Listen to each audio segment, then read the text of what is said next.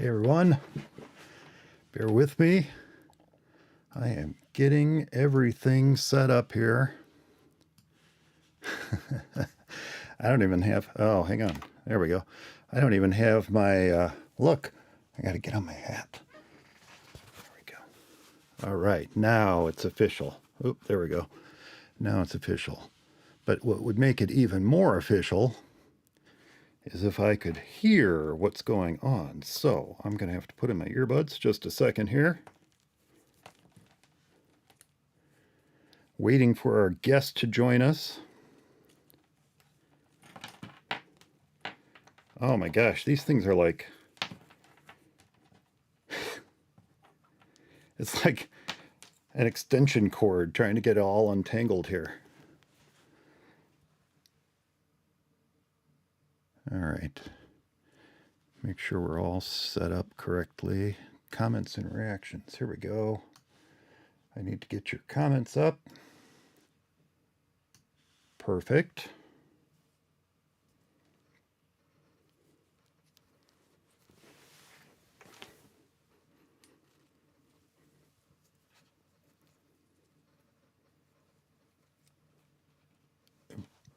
That's not right. There we go.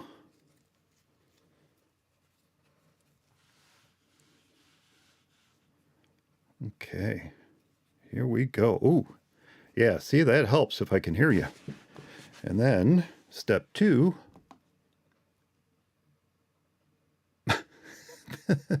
This happened last time. The light's not turning on. What the heck, light?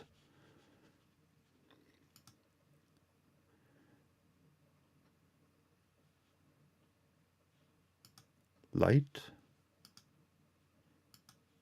Ah, there we go.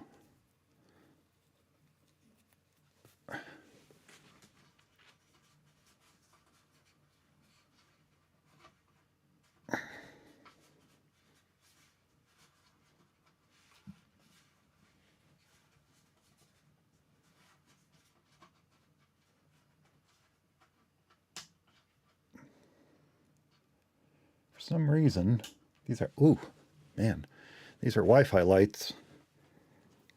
And I've always had an issue with that right one not seeing the network. Bam, now it's on. All right.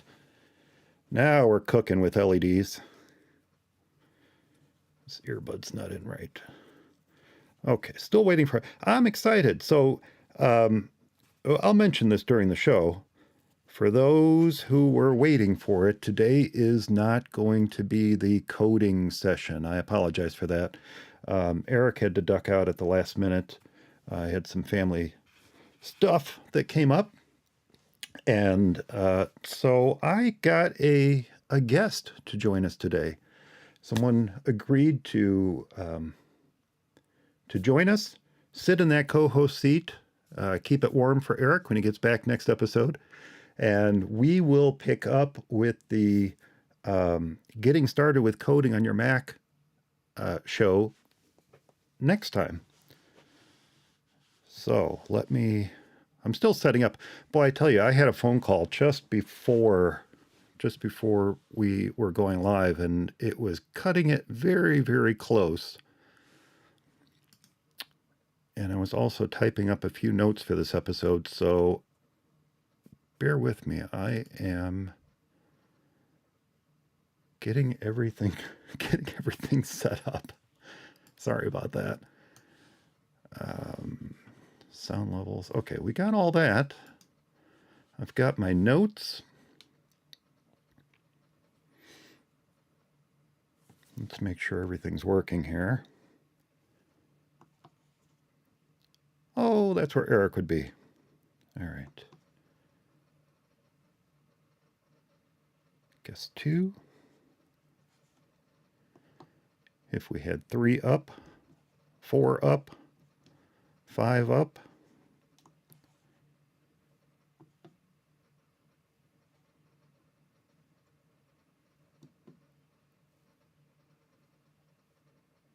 Bear with me as I'm just running some tests here on my Stream Deck, making sure everything is set up the way I expect it to be set up.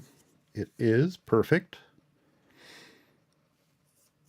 Wow, that's really interesting. So when I switch to this blank screen, it's really interesting to see how the required bandwidth drops precipitously from this. Whoa, it just jumped way up.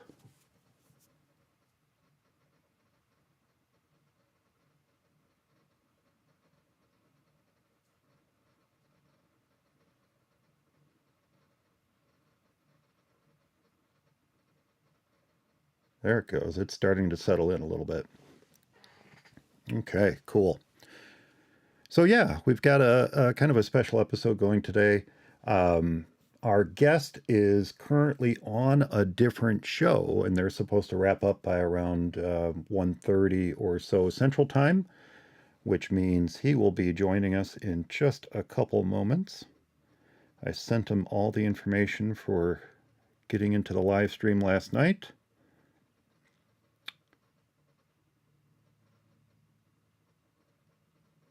And I don't see any messages from him, so I expect him to be with us in just a few minutes. So I thought what we would do today, this is episode 406, by the way. Episode 406. You know what? I'm going to take that off of there. I've shown everybody my yellow Post-it note pad in the past. Episode 406. Start time and end time. Yeah, I thought what we would do today to kind of fill in the gaps, since it's kind of a last minute thing, is put together a bit of a tips and listener Q&A episode. I thought that would be fun. Our guest, we'll introduce you in just a moment. Our guest is going to be excellent at this. I know he's got tons of tips in his back pocket, and he knows to bring a few along with him. So that will be fun. I've got my own. I've got 2 tips I'd like to share with everyone that are, one, I just learned. I'm really excited about this one. I had no idea this existed, and I stumbled across it. Gosh, it must have been on Flipboard or something. I stumbled across this and went, whoa, I had no idea you could do that. I'm going to share that tip with you today as well. So we've got that. I've got another one that I've been using recently. You know, I mentioned bandwidth statistics a moment ago, and okay, awesome. Just heard from our guest, and he's going to be with us in just a few seconds. All right, very cool. I mentioned the bandwidth statistics. So as you guys know, if you watch the live stream, by the way, we're not actually recording the episode right at this moment. You know that, right? We're getting ready to record the episode. We will do the episode recording in just a bit after we get started here. And if you are watching this after the fact, I should say this up front. I know we're 8 minutes in. I should always mention this up front. If you're watching this after the fact, look for the chapter markers down here in the YouTube window. You'll see a little rightward facing arrow, and I put chapter markers in the re-air of this, so you can jump directly to the start of the recording if you want to, and you can skip all this. But if you've watched these in the past, you know that I use or have been using Ecamm Live for these. And one of the neat things that Ecamm Live 4 does now is it offers a bandwidth statistics window, which is really cool. And it shows me not only what is required to send this out to YouTube, but it also shows the average throughput I'm currently getting, the target data rate, any rolling required bandwidth. Like when I switch back to me, it went boo, and right, in fact, just now when I went boo, it went up. I don't know why. And so we have the rolling required bandwidth and average throughput and all kind of stuff, which is cool. That's mostly there just to let me know that we're kind of on target and I'm not exceeding any bandwidth requirements I might have as we move along here. Well, one of the tips I'm going to share today is a neat and quick way for you to check on your internet connectivity with the tools built right into your Mac. And it's something I've been using more frequently myself. So I'm excited to share that tip as well. And then I have a couple listener questions. Seemingly simple, but a little bit more involved perhaps than just a, here's the answer type thing. So I think those will be fun as well.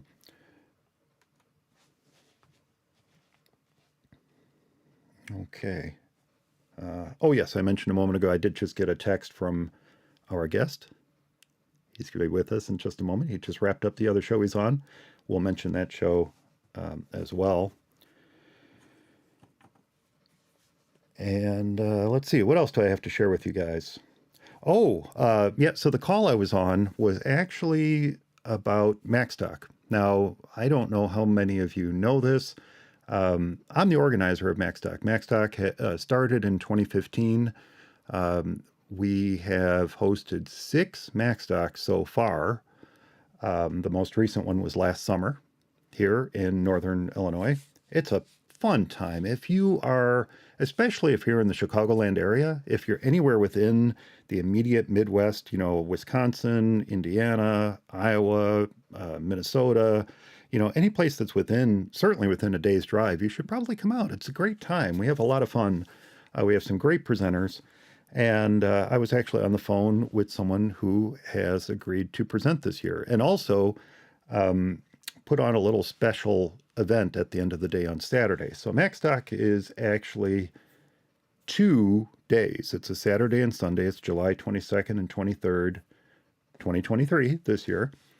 And we have a really fantastic lineup of speakers this year. And the person I'm speaking with is Dave Hamilton, and Dave is going to be presenting at Macstock again this year. We also have Allison Sheridan, we have Chuck Joyner, we have Mike Schmitz, we have Kirsten Sia, we have Dave Ginsburg is presenting this year. And let's see, who am I missing? I feel like I'm missing somebody. In 2019, we held something that we called I think we called it the first annual Macstock Film Fest. We had no idea what was coming in 2020. So it kind of got interrupted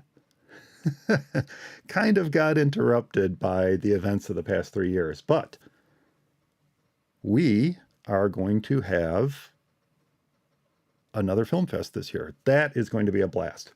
Macstock Film Fest in 2022. So we can't call it the second annual Film Fest,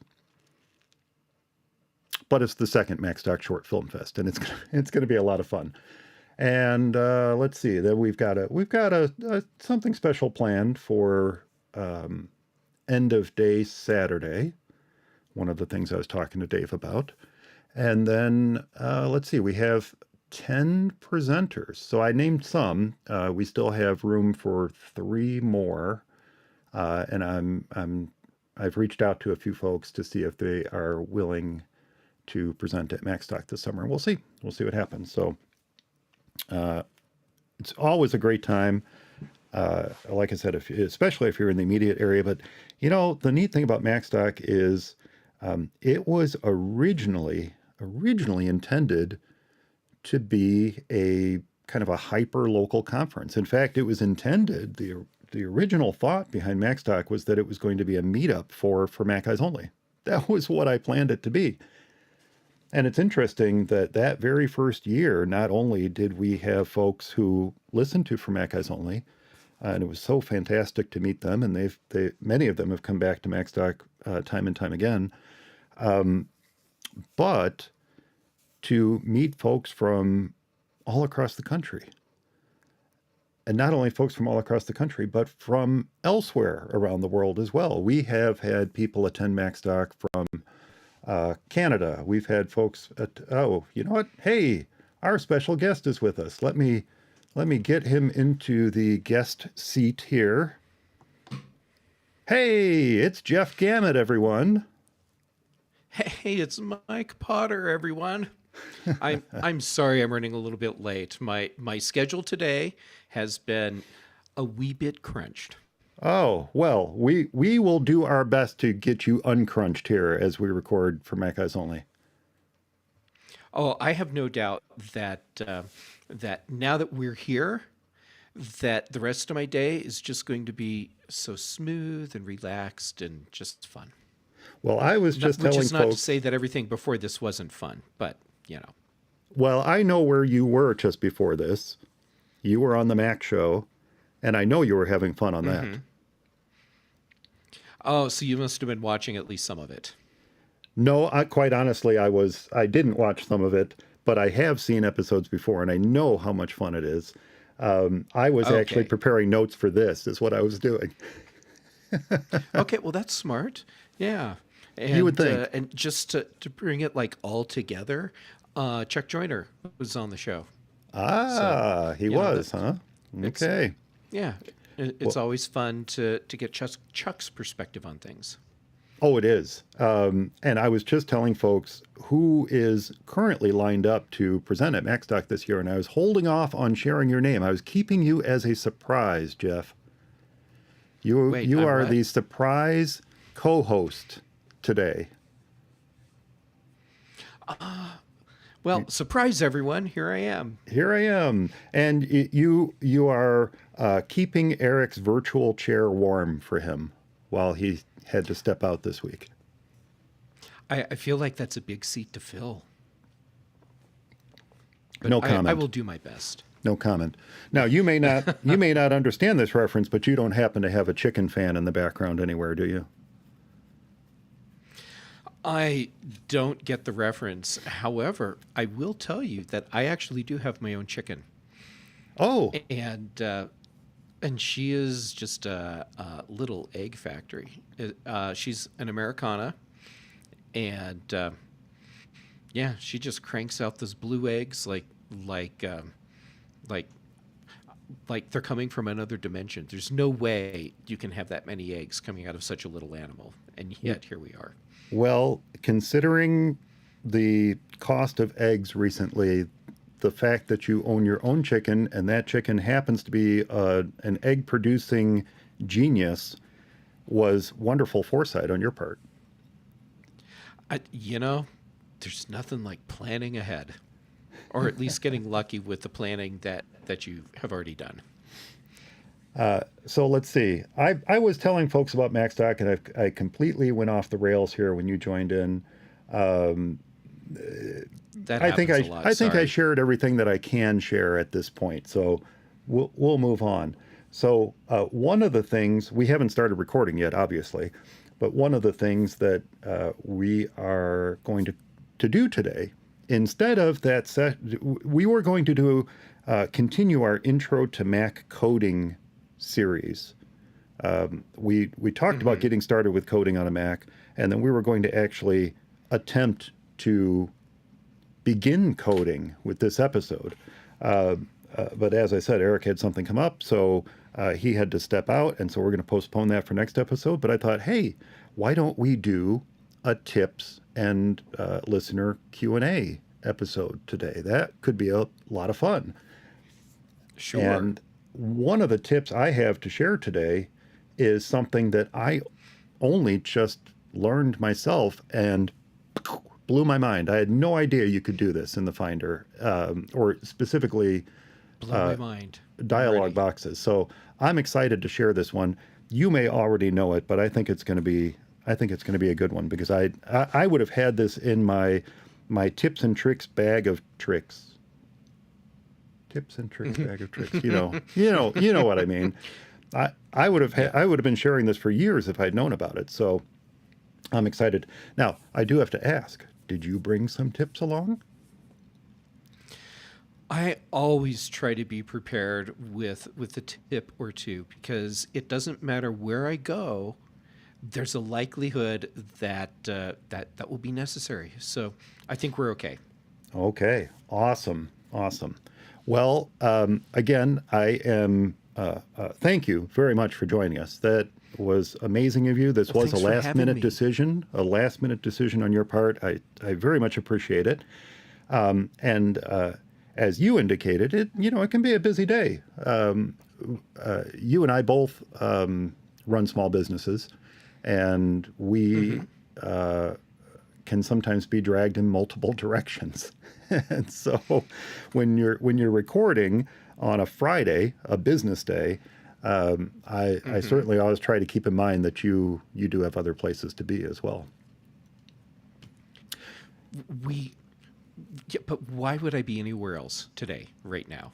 Oh, isn't that nice? I mean, really? That's thank you, thank you. Why would you be anywhere else? That's a good point. I need to start asking people, why would you be anywhere else? I don't know. I think that's an absolutely valid question. This is the place to be, certainly. Oh, and there's something that we found out about each other.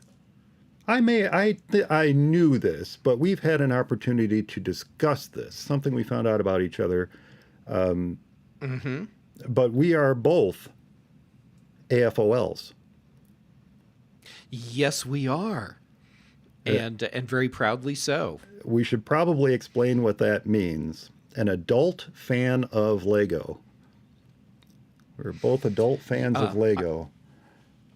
yes, And and I'm going to swing out of the way of my camera for a moment. uh-huh.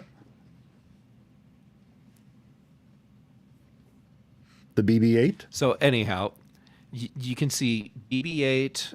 You can see Wally, the UFC space shuttle kit, and then also, I just forgot the name of it. It's the cute little droid from Star Wars Fallen Empire, but also a different version of it is in uh, um, the Book of Boba Fett when Mando and Peli are building up his hot rod Naboo starfighter. It's a little two-leg robot. So look up higher off to the side, and you'll see that one kind of peeking through the bamboo. Oh, yeah. Right. Yep. I didn't realize that was released as a kit. And it's a fun little build too. Oh, that's awesome. I do have one I'm getting ready for this shelf behind me. The shelf that currently has, well, it's a turntable. I currently have a turntable on it amongst some books. And actually, I have a collector's edition of Doom right there. Oh, It's fun. a collector's box set of Doom and all the editions of Doom ever released, plus a guide to the making of it and all that kind of stuff. Oh, and a T-shirt. There's a T-shirt and a pin and all kinds of stuff in there. It's a really neat collector's set that they released at one point. That's on the shelf, but that's all going to go away because I have this that I'm going to be working on, which is right there, The big Mickey and Minnie. the big Mickey and Minnie. Oh, So that's nice. yeah, that's it's always it's a thing. It's a thing to get to the boxes behind me. But that is Yep. intended for that shelf right there. So as soon as I get that together, it's going to go on that shelf behind me. That'll actually look really nice on that shelf. I think, especially with Oswald the Lucky Rabbit, it'll look really good there. They belong together. Yeah, I think, yeah, that'll look really nice. Let's see. Do I have any other cool kits sitting around here right now? Well, I was going to ask if you have any kits you're currently working on. Not at this moment. I've actually been pretty busy over the past few weeks, so I haven't really had a chance to do any builds. But as I look off to the side over here, I have the big Galaxy Explorer 50th anniversary kit, Oh, and that was a really fun build. that's And as that's the other one that I have down there.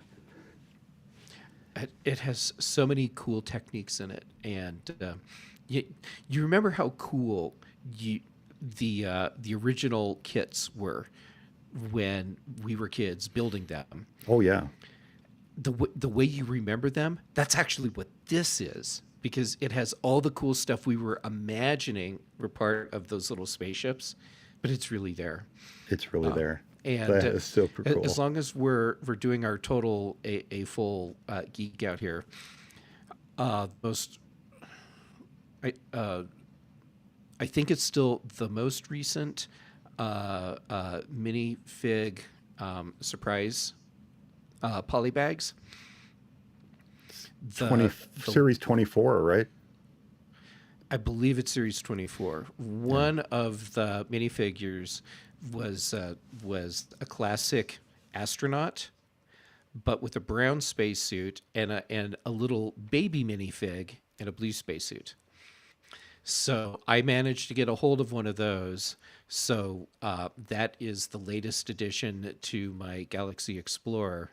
There's the 2 red suit and 2 white suit astronauts, the robot that it comes with, and now my my brown suit astronaut with the space baby. So I have a full crew in that thing. I do not have that one yet. It is one I would like to get. I had been collecting some of the Series 3 or 23 figures, and have a few up there. And we also bought some unopened for resale in my wife's shop too. So we'll see. Nice. We'll see what happens there. Yeah. Cool. Yeah. I have a couple like you. I've been busy recently, and so I have a couple unbuilt builds down here below me. One of them that I want to put together is the succulents kit.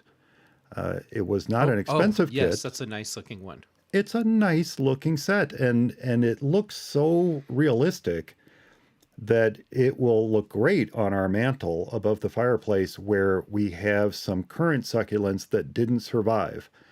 Now, the fact that our succulents, if anyone has a green thumb, you know how difficult it is to not successfully have succulents in your home. We were unsuccessful with succulents. This is our skill set. This is our brown thumbs. So I thought this Lego succulent set would be perfect for the mantle. Can take the place, and it will require as much water as succulents normally require, and yet continue to look green and red and beautiful. That's really cool. And the succulent one, that's a really nice little kit. I really like how it looks. And not expensive. Yeah, not expensive. Yeah. I did pick up the I hate when I forget words. The not origami, that's when you fold paper. When you have the tiny little bushes in a little pot, and why can I not think of that word? Thank you, bonsai. Yeah. Wow. We got that set too. That? Yeah, that was a really fun build. I really enjoyed that. The thing I love the most about that is the cherry blossoms are made up of pink frogs. Yes, they are. It's wonderful. If you have built Lego sets before, you no doubt have the frog. You no doubt have multiple frogs. Yep, they show up in interesting places. And we looked at this and said, those are frogs. That tree is filled with frogs. And it's hard not to think of them as frogs and think of them as cherry blossoms until you step back and look at it. But it is really a gorgeous set. And I love that you can swap the seasons with it. Yes. It's really nice. And I was surprised that the frogs, when you're not just looking at it really close, it really gives you the illusion that they're cherry blossoms and not little pink frogs all over a tree. They clearly have a frog issue, but no doubt, the frogs have moved in simply because there are way too many mosquitoes in the area, I'm sure. That would explain a lot. I think that would explain a lot, yeah. Yeah. Well, what do you think, my friend? Should we get started with episode 406 of For Mac Guys Only? I am in. Let's do it. All right, awesome. Then we shall get started. And we do have someone watching. I'm not sure who it is. We got a thumbs up. So that's great. Oh, I love that. fantastic. Thank you. A high thumbs up person. Yeah. All right, then we shall get started here. Oh, I have to... 30 minutes and 10 seconds in. Okay, here we go. In 3, 2, 1. It's For Mac Guys Only, episode number 406 for March 24th, 2023. Flying by the seat of our Macs. Hey everyone, welcome back to For Mac Guys Only, the show for the Mac community, where we share our thoughts and opinions on current Mac news and events. Well, folks, if you were listening to the live stream, you heard me say that Eric was unable to join us today. So we're going to be temporarily postponing our second episode on coding with the Mac until next time. But happily, pinch hitting for Eric in what I believe might be his very first appearance on For Mac Guys Only. Is that right? Is that right? Is a voice that many of you are going to recognize from Mac Voices, The Mac Show, In Touch with iOS, and so many other podcasts out there. It's Jeff Gamet, everyone. Hey, Jeff. Welcome to For Mac Guys Only.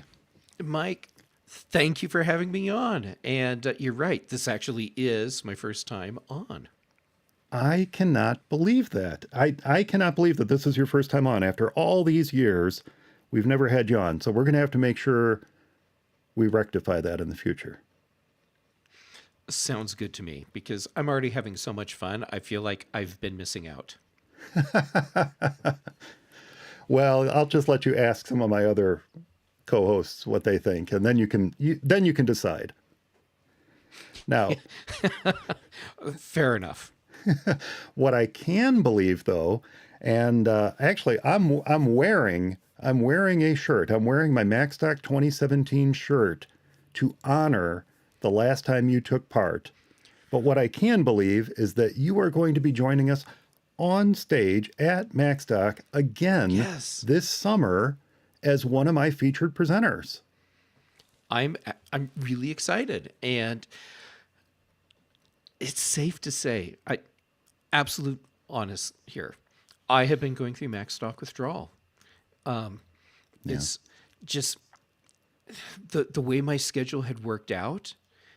I couldn't get to anything after what was it, 2017? I believe you might have been there in 2018, but you presented in 2017.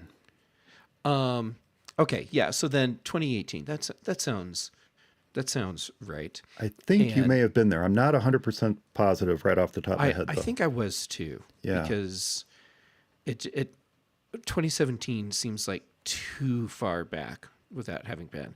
But I've been going through withdrawal.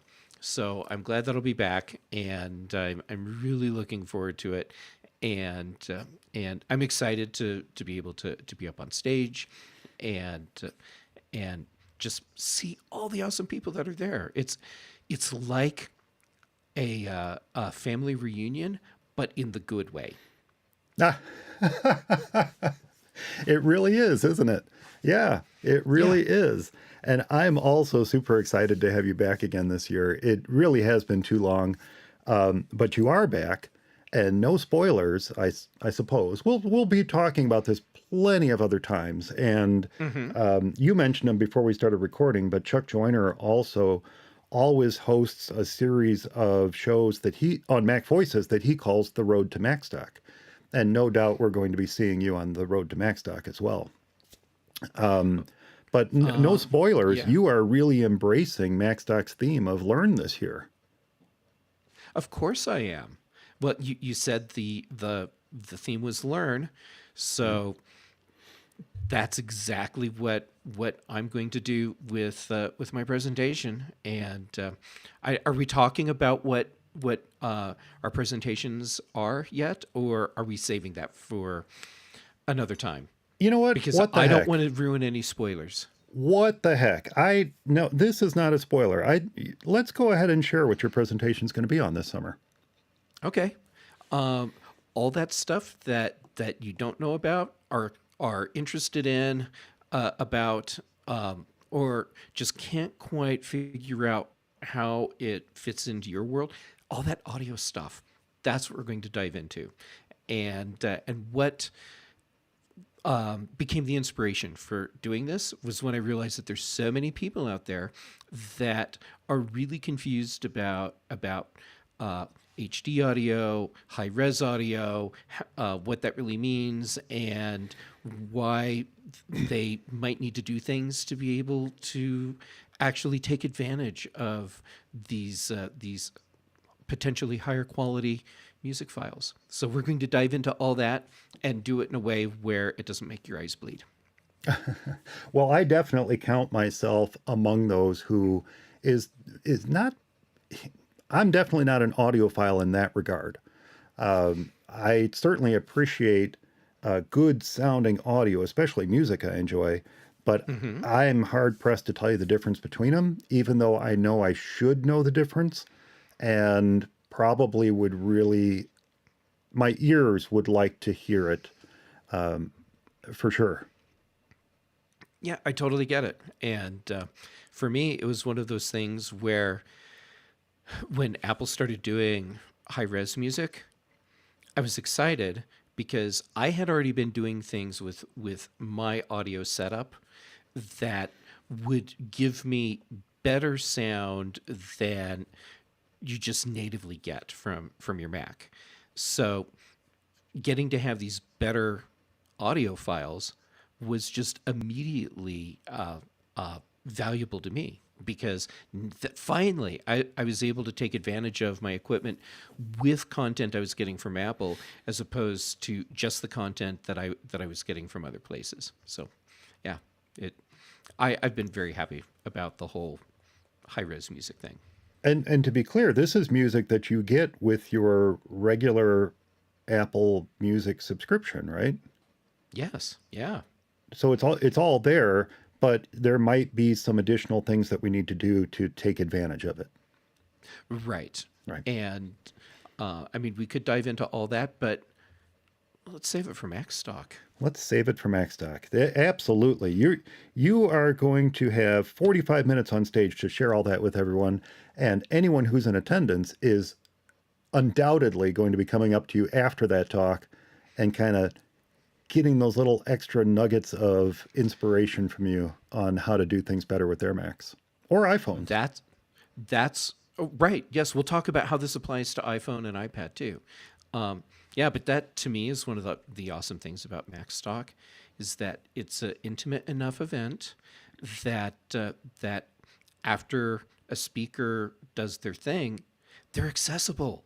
You can talk with all these people, and it's funny because I'm saying all these people, and what I wanted to say was, and you get to talk with all my friends Yeah. because that's really what it is. It's a bunch of friends that are hanging out and doing the stuff that we're so passionate about. I'm glad you mentioned that because everyone at Macstock, if you attend Macstock and you're attending for the first time and you don't necessarily know anyone, you are most likely going to leave. You're going to go home that weekend knowing everyone. It's I think that's a very fair statement. you have to try really hard not to meet new people at Macstock, in other words. Yeah, if you go to Macstock and you don't meet people, that means you went out of your way, literally out of your way, to avoid having contact with anyone. Yeah, I think that's a fair statement. That's a fair statement. And we've actually had presenters who came about because they walked up to me at some point during the weekend and say, "Hey, I have an idea for a presentation. What do you think about this for next year?" And lo and behold, next year they're up on stage. So That's that's so just the cool. kind of event that it is. It's awesome. Well, I'm excited that I'll be back, and I can't wait to see you in person again. I feel I like it's been an eternity. It really has been. It really has been. Speaking of questions, now, if you are Mm-hmm. joining us live, and I know we do have some folks who are watching live, I'm going to be keeping an eye on the chat room too. So if you do have any questions or comments for me or Jeff as we move along, be sure to preface it with a Q or the word question, and we'll try to address it at the end of the show. Well, Jeff, we may be flying by the seat of our pants here, but I always Story of my enjoy life. story of my life. But I always enjoy episodes where we can tackle listener questions Mm-hmm. and maybe share a few tips along the way. Now, one thing that we don't get to that often, though, at least not so much these days, early days of For Mac OS Only, we did this quite a lot. But one thing that we don't really get to is what's going on in the world of Apple. So I thought I would ask you up front, and I didn't prep you with this question. So this is a flying by the seat of our pants moment. But is there anything going on right now in the world of Apple that's kind of piqued your interest these past couple weeks? Well, I mean, there's always something. Um, okay, so one thing that I'm finding very interesting, and at the same time not surprising at all, is this report that Apple is ramping up the amount of money they're investing in having Apple TV Plus movies in Mm. actual theaters.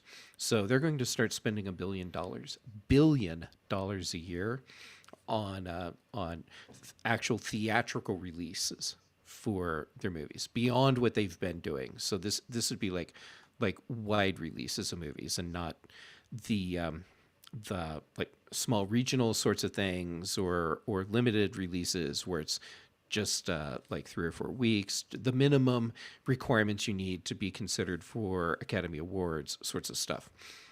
And just seeing that Apple is ready to really step up their game in that place, to me was an validation that Apple is very, very serious about the commitment that they have made to being an entertainment company, in addition to being a communication company and a computer company. I have definitely noticed, while I'm not paying very detailed attention to what's going on in this regard, I have absolutely peripherally noticed that Apple is spending a lot of money getting the word out, not only about Apple TV Plus, but about the movies that they're presenting, the shows that they're presenting, and they're getting this word out on other streaming networks. You're seeing their ads on YouTube. You're seeing their ads on regular terrestrial TV. You're Mm-hmm. seeing it. They're making a concerted push. And then the other thing, to your point, is Apple might be making a big investment, billions of dollars, in getting the word out about the movies that they're offering and getting those into theatrical release. But as Apple does, just about everything, and I'd be hard pressed to name something that was not a high quality presentation. Everything that I have watched on Apple TV Plus, and it's mostly series. I Mm-hmm. have not really focused on the movies so much, although I am excited about Tetris. That is Oh one yeah, I very much so. I Same. really want to see. It's one of those things that I lived through that era when Tetris first became big. Mm-hmm. I actually was playing a DOS game. It was not graphical. It was using ASCII characters to mimic the Tetris blocks. It was called Niet. It was just a simple little tiny DOS game, and that's what I played all the time. And this was long before Tetris, to my knowledge. I don't remember it. And when Tetris came along and it had the music and graphics and all that stuff, it didn't interest me. I wanted to play more Niet. That was Oh, how funny. simple, straightforward, and exactly what I wanted to pass the time. Plus, as I pointed out to someone earlier today, Niet had a boss key. So I could just boop and, oh, yeah, no, I'm working. See, I'm working. That's clever. Yep. But Apple really is making a wonderful investment in the quality of the productions that they're putting out.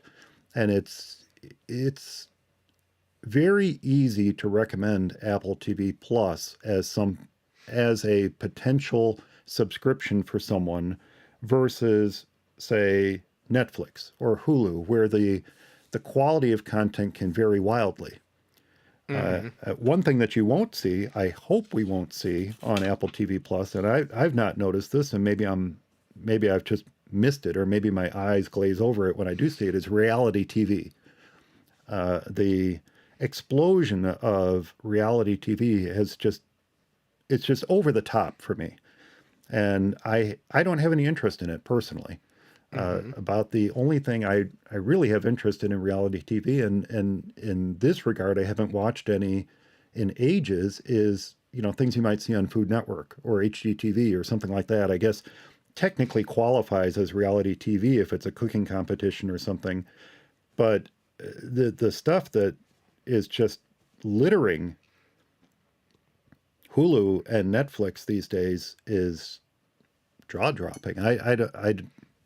I can't watch that. I'm sorry. And I've not seen I'm with anything you. like that on Apple TV Plus, and I kind of hope it stays that way. I I don't recall seeing any reality TV kind of content on Apple TV Plus either. I get why other services have been embracing that in a big way because it does cost a lot less to produce a reality TV show That's fair. than a scripted series. So if people are interested in the content, then it's a much more economical way to have viewers. But yeah, Fair it's point. not my thing. Yeah, yeah, not my thing. Well, yeah, you're right, and I guess I wasn't. Again, I wasn't aware that they're making this big push into theatrical releases, but I think the content deserves it. It deserves to be seen on something more than a 65-inch TV in your living room.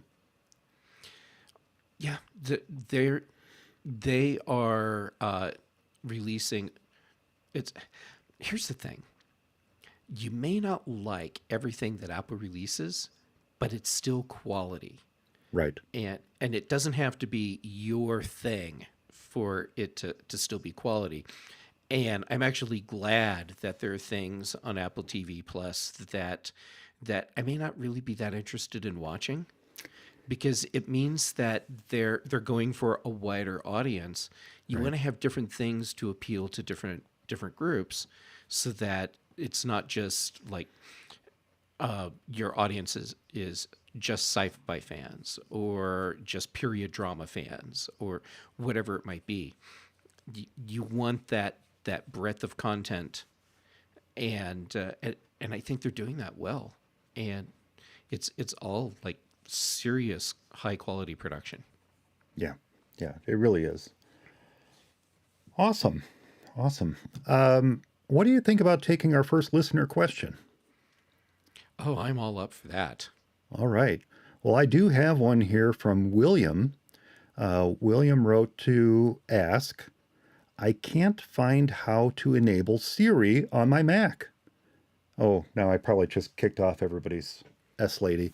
I can't find how to enable Yeah. S Lady on my Mac Mm-hmm. and get it to show in the menu bar. Well, that was an interesting question because I never thought about disabling it. It's just on. They ask you when you boot the Mac for the first time, do you want to enable this? And I always click no, I which usually means click no, but it's still there, right? it's still there. Well, why don't we start with a bonus tip to lead into that? All Because right. you have to go to system preferences to enable that. Yeah. If you're running Ventura, system preferences is very Horrible. divisive. Oh, sorry. Yes, it's Yeah, divisive. That's a better way to put it. yeah, and I'm in the it's horrible camp. So what happens when you launch system preferences, Apple menu, or they still call it preferences, system settings, excuse System me. settings, yes. Well, it has to You match get iOS. right, which it does. The interface is appropriate for iOS, but not so much for macOS. Yeah. Here's what I do. After you launch system settings, go up to the menu bar and click on view, and you get an alphabetical list of everything that's in system settings. And it's so much easier to find what you're looking for. Does that work with settings? Yep. Now, Launch system settings and do it right now. I want to see I'm the look on doing your it face. right now. Oops, I just moved my notes over there. I meant to move system settings over there. View. And then click on view. Oh, I see what you're saying. And now you get the alphabetical list of Ah, everything. So I always select what I need from there. that is a great tip. Now, that actually ties into one of my tips that I've shared on the show here before. And it's something that I miss with settings, and that is the ability to either categorize or alphabetize the items within system preferences. And the other Mm-hmm. thing you could do in system preferences is turn items on or off. So you could actually customize it and uncheck or check the boxes for items that were in it and just get rid of it entirely if it's something that you don't even care to ever work with. So I miss that. I expect this is a first effort. It's not a particularly great effort, but I think settings on Ventura is a first effort. And I think with, Mac OS 14, when it comes out this fall, I think we're going to see some of, well, I don't know if it'll be as early as 14. Maybe it'll be 15. We're going to see some of what we liked about system preferences start to wend its way back into settings. I just kind of have the feeling that that's going to happen. There's still things about photos that I wish had made its way back in from iPhoto, and it has not yet. Mm-hmm. And it's been a little while, so I'm pretty confident it's not going to. But I would like to see some of the things that we liked about system preferences and that made system preferences good come back to settings, because settings, I like to think I'm relatively tech savvy. I've only been working with Sure. computers since the late 70s. I mean, goodness gracious, I kind of understand how these things work. And yet, every time I open up settings, there's a pause. I have to stop and I have to think, where is it? Where is this item I'm looking for? It's not instinctual to me. Like system preferences, at least it might take you a second to figure out which category it was in, but at least you knew where you wanted to look. And with settings, it's just kind of scattershot. It's all over the place. So, like many folks, I default to searching. I know what I want. I Mm-hmm. just go to the search and I search for it. And maybe that's ultimately what Apple intends for us to do, but then why provide the options? Just make a search. Just turn it into a spotlight for settings if that's your intent. But Yeah. I don't know. It doesn't, it seems like maybe too many people worked on it who weren't communicating with each other. That's kind of what it feels like. I could see that being a thing at Apple. And you said you think that this is like their first attempt. Yeah. I think that's ultimately what this is becoming. I think that the intent was this is it. We've got it now. And based on user feedback, they are realizing that this is not it. Yeah. And so this is becoming a first attempt. And yeah, and I'm hoping that we see some improvements that make this much more usable. Yeah. So anyhow, William's question. William's I question. I was even going to say, settings on iPad or on the phone, oddly, I can usually find what I'm looking for. And I it's not know. it's not that different. So what is different about settings on the Mac that makes it harder to use? I'm not quite sure. I'm not quite sure. I think it's because on iPhone and iPad, this is an interface that's designed for touch first. Hmm. And it works well in that smaller format, if you will. But when you take it to the Mac, where your keyboard and mouse or trackpad, whatever, first, that interface, it kind of breaks down. Yeah. And you would think, oh yeah, but gestures on the Mac. No, it makes a difference. This interface is not the right interface It's not the right for the interface. Mac. So anyhow, William's question. William's question. William's So do question. do the Let thing, off William, with where amazing you tip. click on View, and then choose Siri and Spotlight, That's it. and then you have to click Ask Siri, which turns it on. And then if you want, it to actually listen as opposed to having to do a hotkey to activate it, then click listen for Hey Siri. Now here's the kicker. This works only with your Mac's built-in microphone. So Oh, if you're I did not know using that. yeah, surprise. Yeah, if you're using, like in my case, I'm using a MacBook Pro in closed lid mode. I cannot have Siri listen to me when the lid is closed on my laptop. Interesting. Interesting. Now, there is one more step. One more step. Oh, do tell. And that last step is to scroll down to the bottom. Now, we're still talking about Ventura here. I'll actually cover the steps for macOS 12 or earlier, but you have to scroll down to the bottom of those Siri options, and you have to check the little box or select Show in Menu Bar. That was specifically what he was missing. It was not showing in his menu bar. So you have to make sure you check Show in Menu Bar, or it's not going to show up there. That's a good point. Now, Well, I'm glad that I got us all the way to the point where you could give him the actual tip that he needed. well, I think he needed both. In fact, that's what I shared with him. I shared all those steps you gave. You nailed it right on down there. You know this stuff, Jeff. But Well, like you, I've been around. yeah, and that you have memorized the steps in the new settings versus system preferences is all the more impressive. Well, in this case, I knew exactly where I needed to go, but I couldn't remember what the first button was called, so I had to go look so that I could see. It's called Ask Siri. That's the secret of tech support, though, Jeff. You don't tell people you're looking up stuff while you're giving them the answer. It's like Googling with searching for something on Google while you are letting the person ask you the question. It's a skill set. It's a skill set It's very much a skill set. to be able to simultaneously search and or look up stuff while giving that answer to them, so it actually looks like you know what you're doing. But that's the secret of tech support.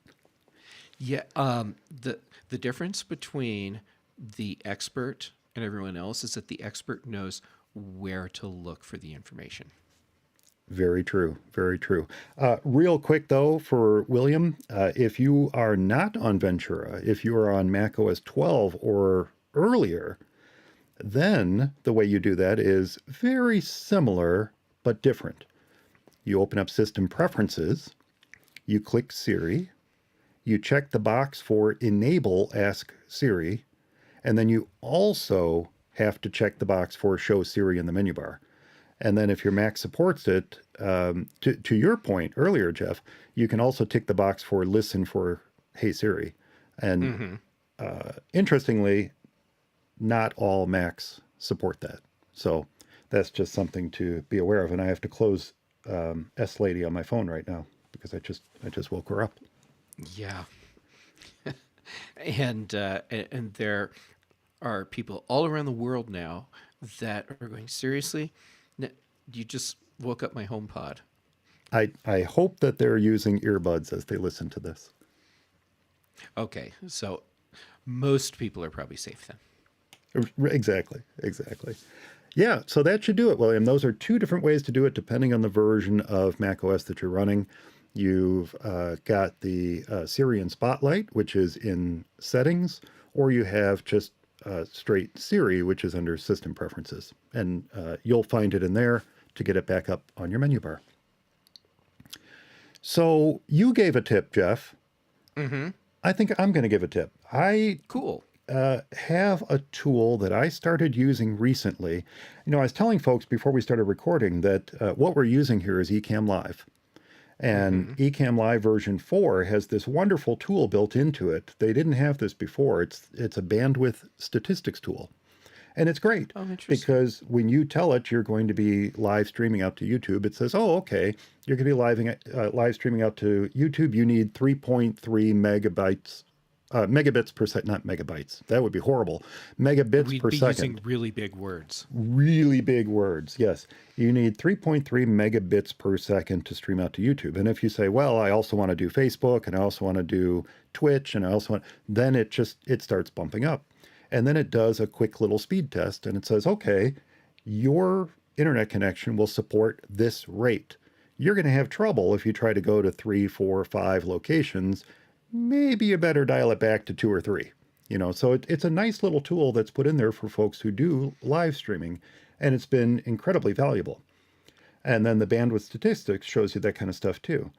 Now, if you as a user just want to know what kind of speed you're getting with your internet connection, very likely, what do?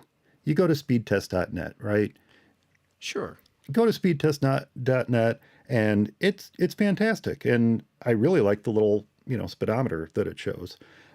And where it really is fantastic is, let's say your interest lies in knowing how your connection, your Comcast connection compares to your neighbor's AT&T connection, or how that might compare to T-Mobile home internet, or what have you. Mm-hmm. Speedtest.net is fantastic for that. But often the reason that I go there is just to make sure that the connection that I have is giving me the speeds that I expect, or maybe I should say the speeds that I'm promised, right? So that's why I go there. Am I really getting this download speed? Am I really getting this upload speed that I expect so that I can do things like live stream out to YouTube? Well, it turns out that I believe it began with macOS Monterey, and you may be able to correct me if I'm wrong on that, Jeff. But there is a super quick and easy way to not only check your internet speed, both upload and download, but to also get a little bit of info on how well you might expect that connection to perform under certain loads. And again, this is built right into every installation of macOS since Monterey. And it's called, perhaps this is unsurprising, it's called network quality. Now, you may be familiar that what you can do is you can go up to your Wi-Fi icon in the menu bar, and you can hold down Option, and you can click that Wi-Fi icon, and you'll get all kinds of really neat information about your local network connection. And that's what it's showing you. How is your local network connection performing as your Mac communicates with your router? That's what all that information is showing you when you option click the Wi-Fi icon. What we're interested in here is how your actual internet connection provided by your ISP is performing. So network quality will do that for you. Now, the way you do this is you do it through the terminal. Now, I know that gives people the willies, it gives you the heebie-jeebies sometimes to think about the terminal, but this is really, really easy, I promise you. So what you do is you go into your applications folder under utilities and open up terminal, or pop open Spotlight and type in terminal and press return, which is a great way to launch it. That's my favorite launcher for the Mac, by the way, Jeff. If you've not heard me say that on the show before, Spotlight is my go-to tool for so many things. I love Spotlight. Spotlight and Quick Look are my two favorite tools built into the operating system. But Spotlight is my launcher. That little launcher thing that Apple loads into the dock on every new installation, get rid of it. I get rid of it every time. I don't use that thing. Yeah. I use Spotlight. That's my launcher. So you could command space, open up Spotlight, type in terminal, press return, boom. Now you're at the terminal. Cool. What you do then is you just type in as one word, network quality, and press return. That's it. Network quality, press return.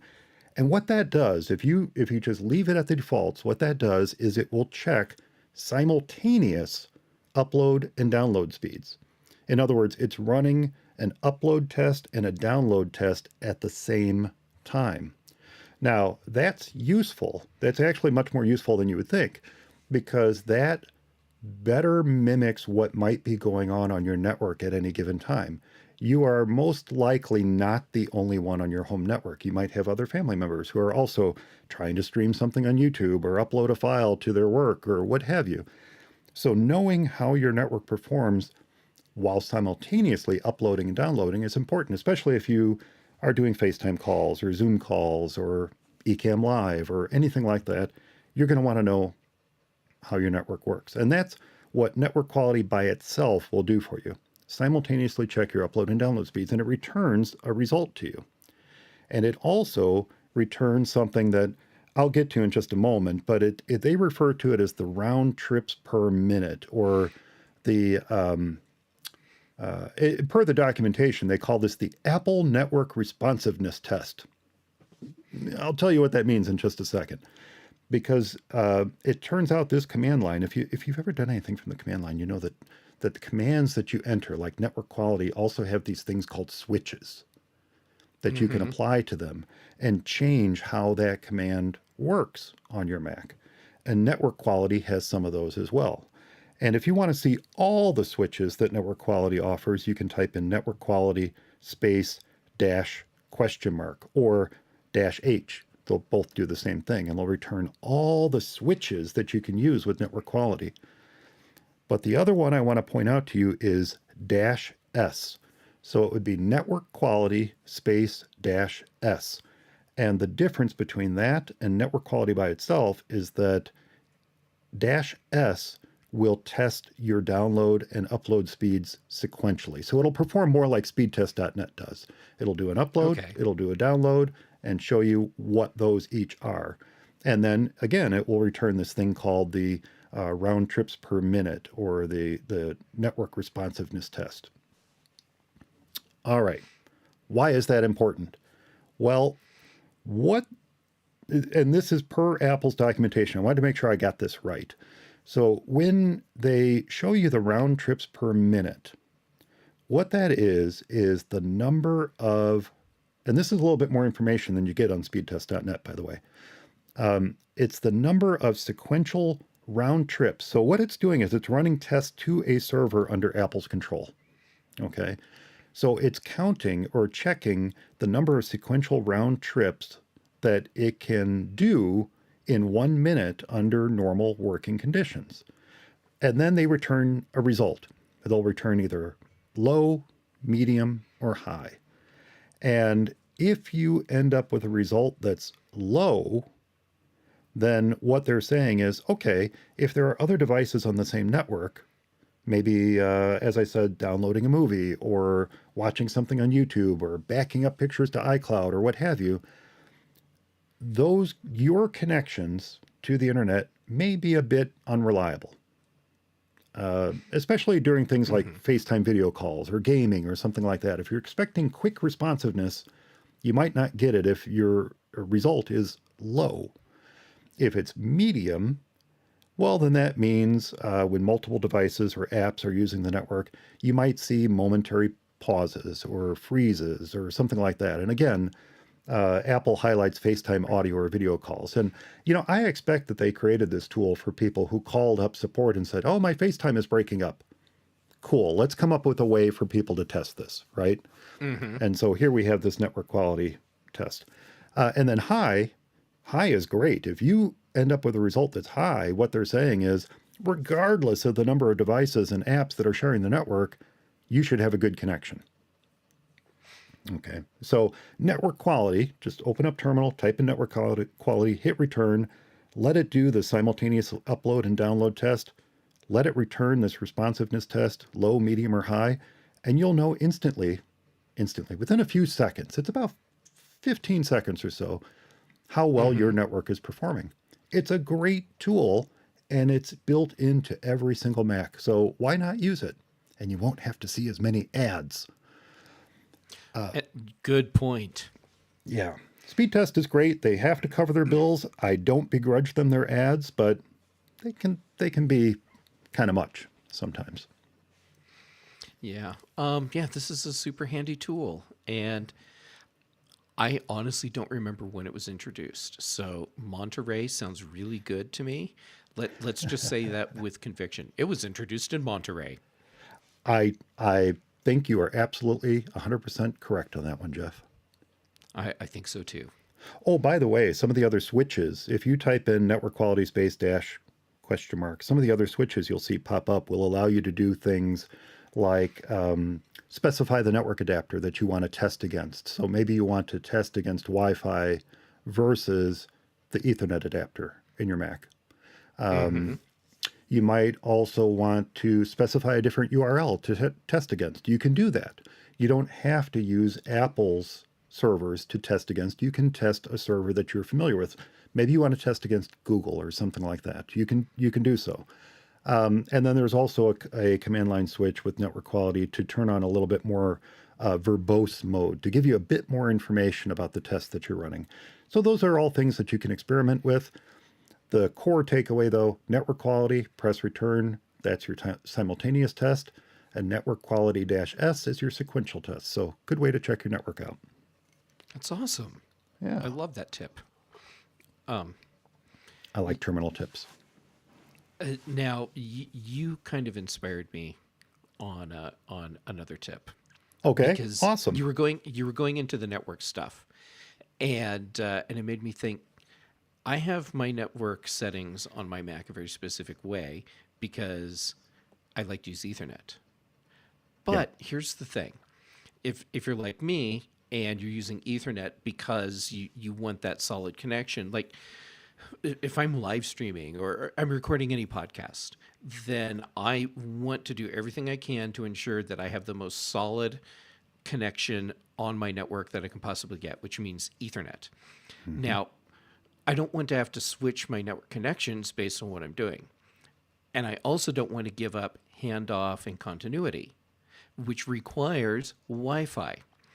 So what I did was I went into my network settings and I rearranged my connections. So I have Ethernet and Wi-Fi active, but I moved my Ethernet, which is through a Thunderbolt dock, to the top of the list, which prioritizes that. So all of my network activity is happening over Ethernet until it's time for handoff or continuity, and I have Wi-Fi listed second.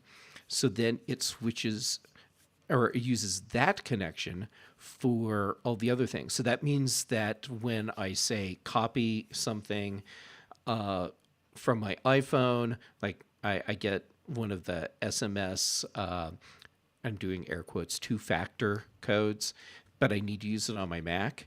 I copy it on my iPhone and just paste from my Mac. And you need Wi-Fi for that. So to do this, now we're back to system settings, and you go to network and scroll, and this is in Ventura. Scroll to the bottom of the list, and you have a completely nondescript little pop-up menu where it's just an ellipsis and a button. And when you click on that, you choose Set Service Order.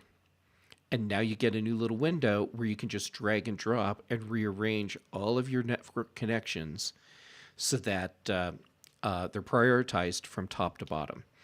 And that way, I get to have Ethernet as my default, so I have that solid connection for everything, but Wi-Fi is still running so that all the other things, handoff, continuity, whatever, that require that, they get to do their thing too. And now I don't have to mess around with setting locations depending on what sort of connection I need at any given time.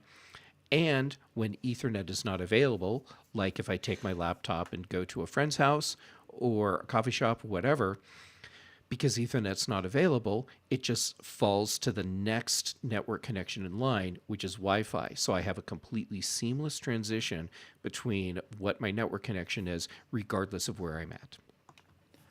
I think that's a fantastic tip. Now, that does raise a question, though, because Eric and I were debating this the other week.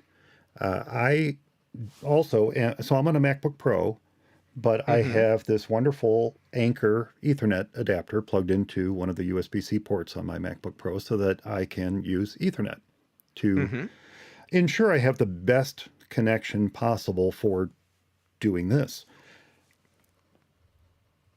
I was under the impression that Ethernet always took priority over Wi-Fi if it was plugged in. If you had Ethernet available, it seemed to me to always take priority.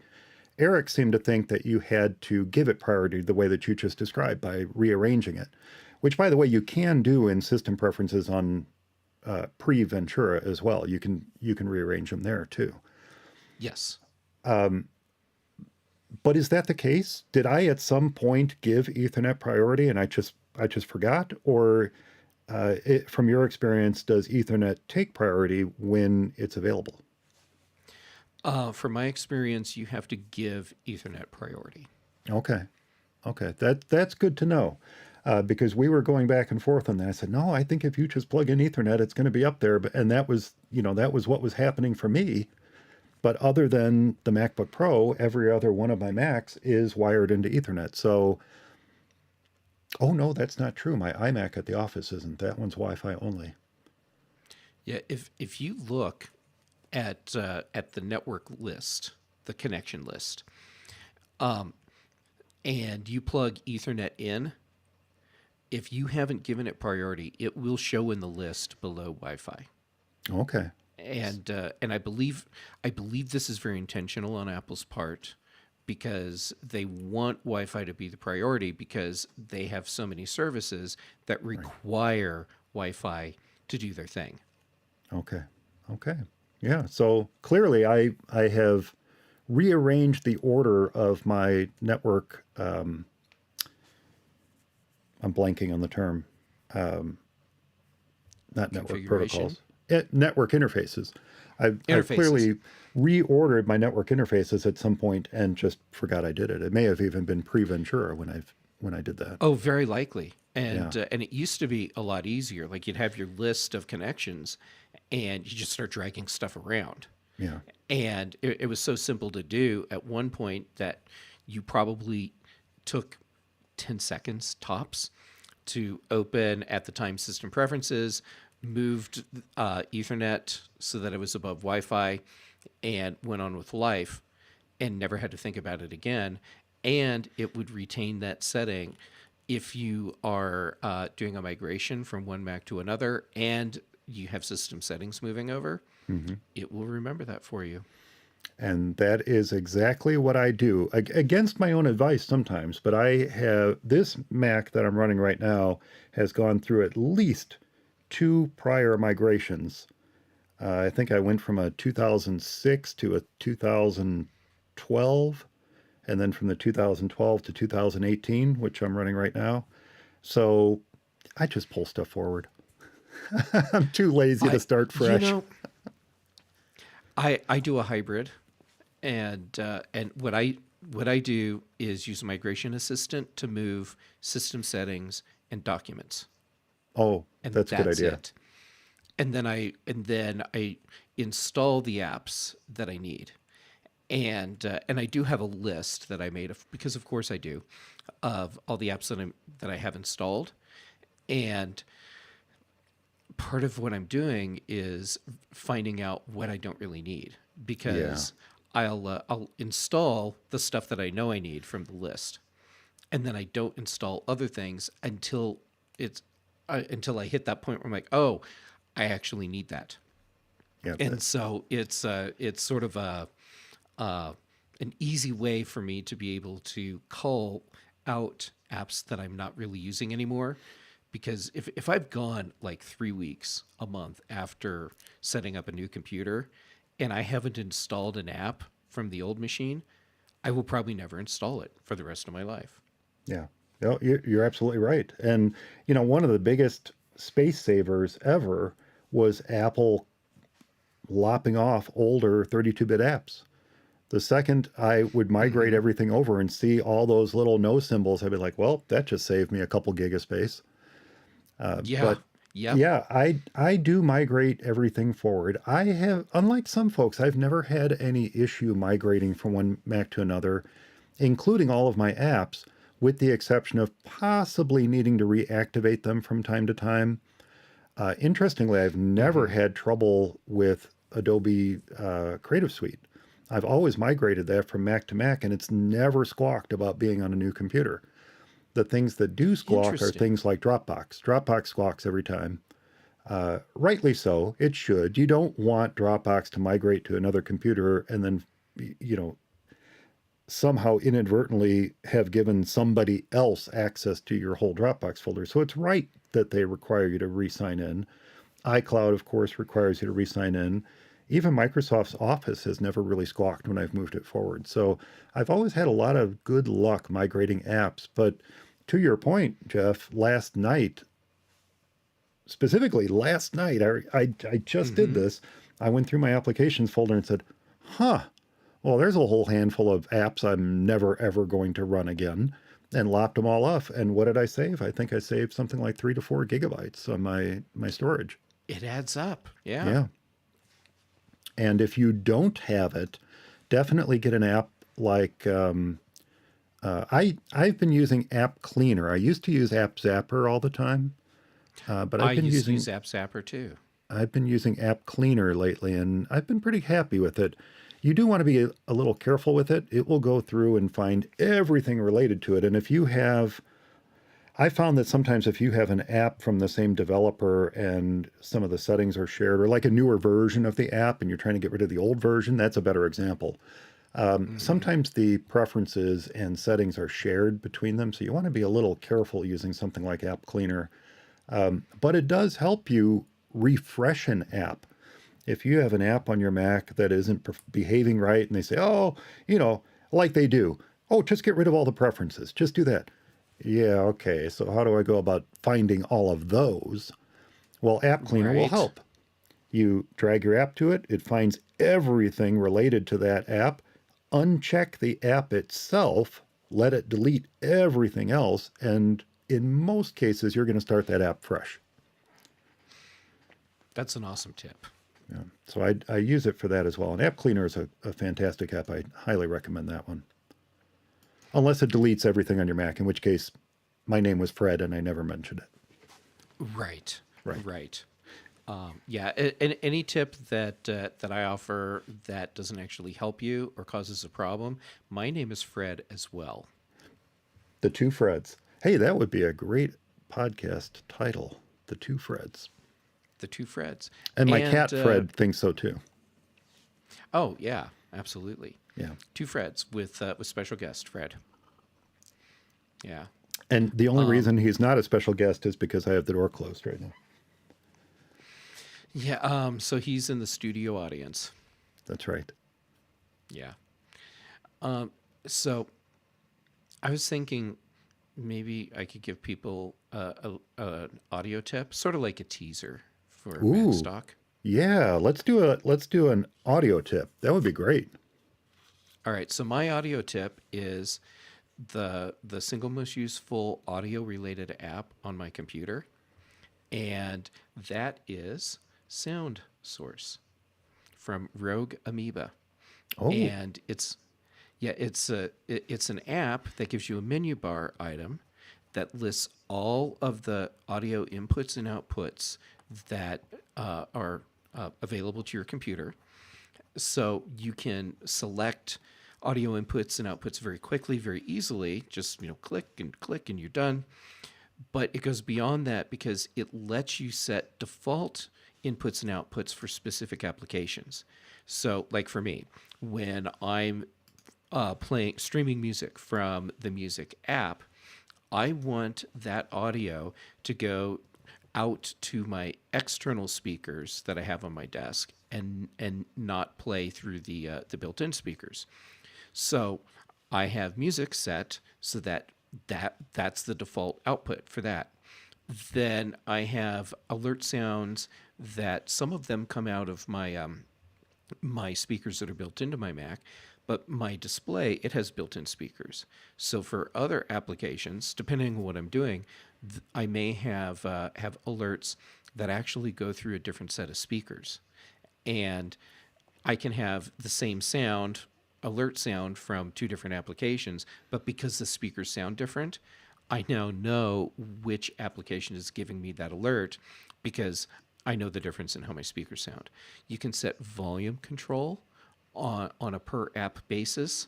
You can ooh, change inputs and outputs for all of these on the fly, and you can set up virtual equalizers for individual apps, or let's see, what am I forgetting? There's more that you can do with this. Oh yeah, I just opened it up and I'm looking at my gain level for my microphone right here in real time, and yeah, I can see that I have Mail set to be permanently muted, so I should never hear an alert sound from Apple's Mail app ever. I need that for my And watch.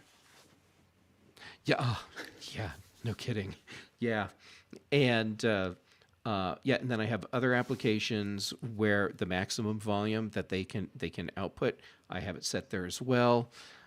It's an incredibly useful application, and it's one of the first things that I have to install on a new Mac because I need to have absolute control over every single piece of audio for every single app. Part of it's because that's just how I am, but the other part is I have a pretty complex setup here with audio inputs and outputs, and I need an easy way to manage all of that. And that's what SoundSource lets me do. So anybody who is familiar with Rogue Amoeba, excuse me, let me try that again. Anybody who is familiar with Rogue Amoeba is no doubt familiar with Audio Hijack. Mm-hmm. And I'm a user of Audio Hijack. I think it's a fantastic program. What I hear you Yep. saying, and I may be mishearing you, but SoundSource sounds a little bit like an Audio Hijack for your audio input and output, in that you can specify on an application basis which speakers and microphones you want to use per that app, versus the alternative. If you don't have something like SoundSource, the alternative is to simply option click the little speaker icon in your menu bar and you can choose your input, you can choose your output. Boom, you're done. Mm-hmm. That's your only choice. But Mm-hmm. SoundSource sounds, no pun intended, SoundSource gives me the impression, there you go. I skipped that. SoundSource gives me the impression that you can individually select input and output over and above what you can do with just the regular speaker icon up there in the menu bar. Is that? Oh yeah, it goes way beyond what you can do with the Apple's built-in speaker icon. This is to me like so many other features that are built into Mac OS, where Apple gives you a tool that lets you do something that's really useful. Keychain is a great example, Sure. and you can store all your passwords in there. You can use it to autofill things, but when you're ready to go beyond the basic features that Apple has built into to their app, then you move on to something like 1Password. And the sound preferences that you get from the menu bar from Apple, to me, it's the same thing. They give you the basic controls that you need, but when you're ready to do more than what that allows you to, then you're ready to move on to SoundSource. And I hadn't thought about it like Audio Hijack in that sense, because to me, Audio Hijack is like, all right, I have a bunch of things and I want to stick them all together, and that's what Audio Hijack lets me do. This is controlling some the audio for individual items, not as groups. Okay. Okay. All right. I get it. Yeah, that makes sense. That makes sense. Yeah, I and just I just looked it up. So SoundSource is $39 from Rogue Amoeba, mhm. and has actually a really generous upgrade path as well. So if you have a previous version of it, it's not terribly expensive to upgrade to the latest. Yeah, it's like 15 or $20, as I Yeah. recall.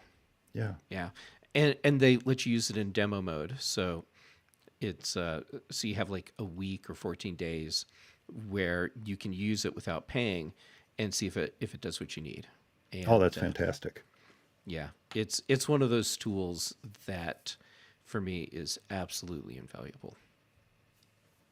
Yeah, it sounds like it. And there were a couple examples you gave where I thought, oh, yeah, that's exact.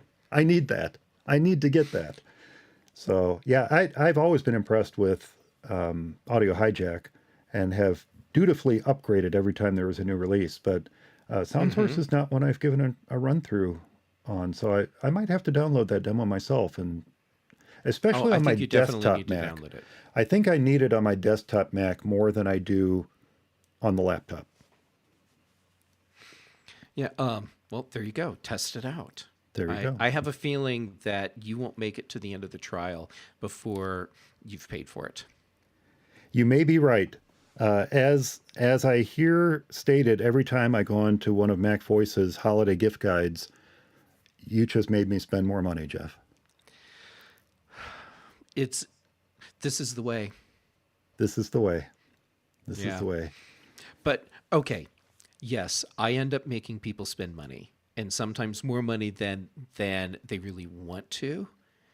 But I don't lead people astray when I am offering you up a suggestion for something that I think will be useful, and you're paying money for it.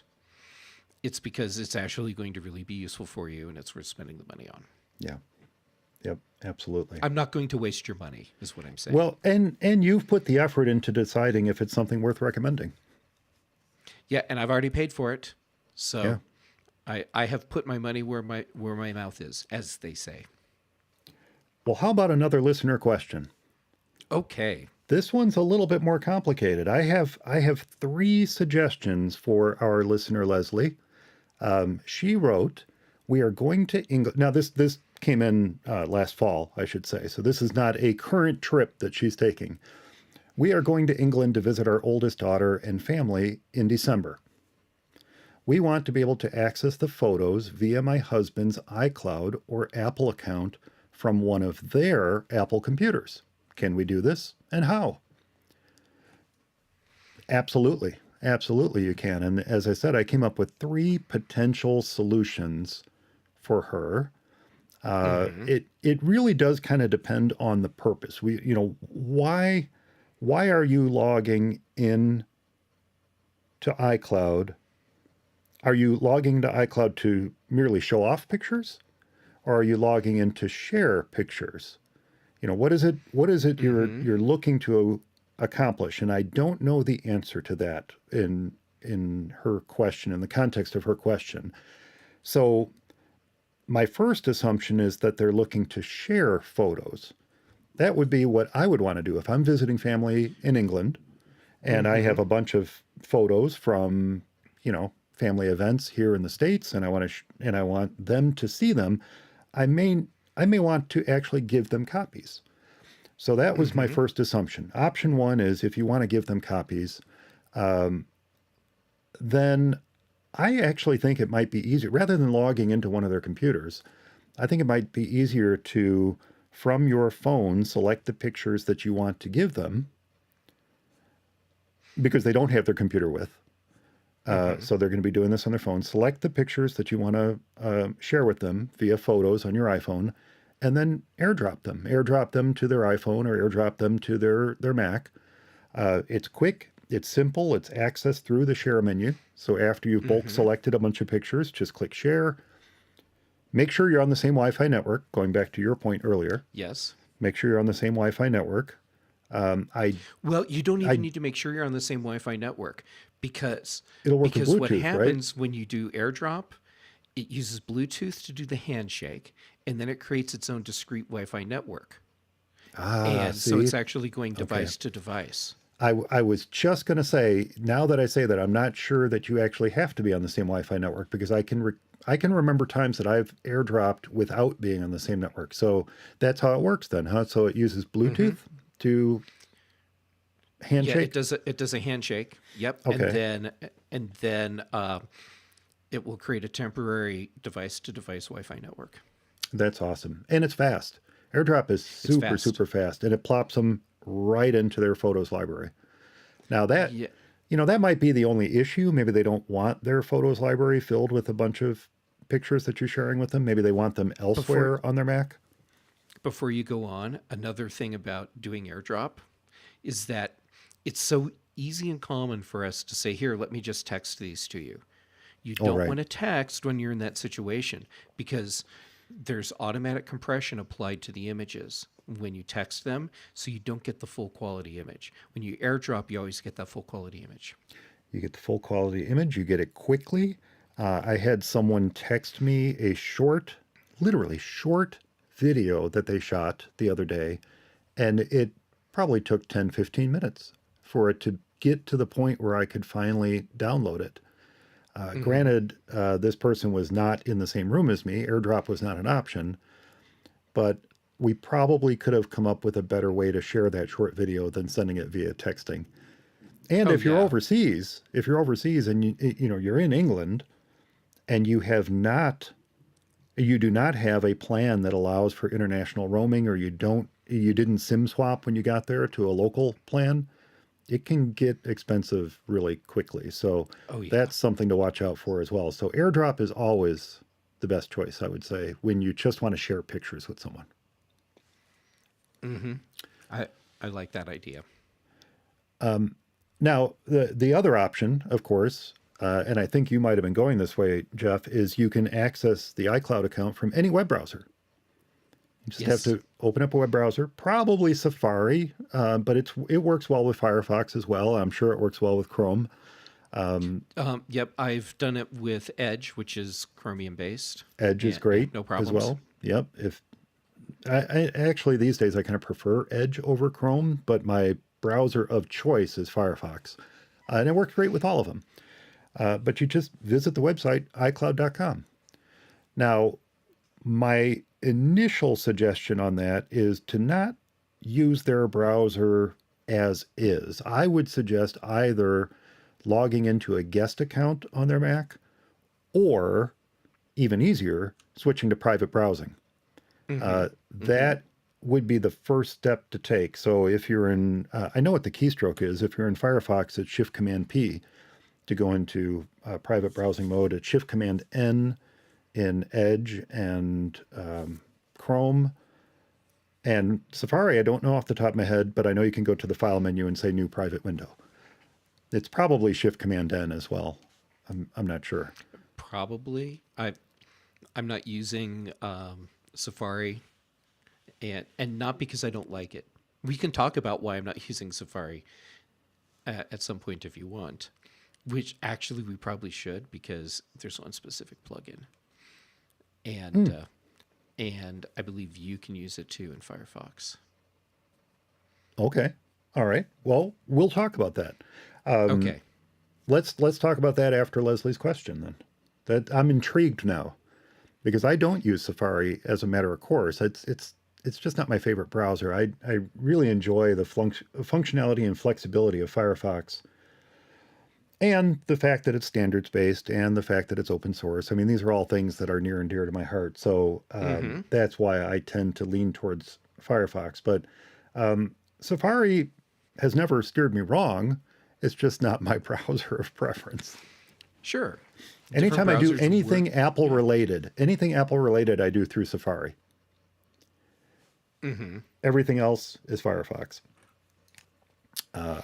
Anyway, back to Leslie's question. Yes, go to iCloud.com, preferably through a private browsing window or in guest mode. Just be careful with guest mode, because when you sign out, everything gets erased. But once you have iCloud.com pulled up, you sign in. You're going to be prompted for your two-factor sign-in code. I don't believe anyone can have a non-two-factor iCloud account anymore. For a while, I did. I had one grandfathered in that didn't have two-factor, but anyone created a new two-factor, you're gonna have that. You're gonna have your iPhone in your hand, so that's gonna get the login notification. Verify that it's you. Sign into it. After you're signed in, click on Photos, and then you're going to have access to all of the pictures that have ever been synced to iCloud. So it's really that simple, and that's a very straightforward way to go in and select and download any images you want to share with them, without putting those downloads, without sharing them in a way that they automatically go into their photos library. This way, you can download them, and you can give your daughter the option of where and how she wants to manage those photos.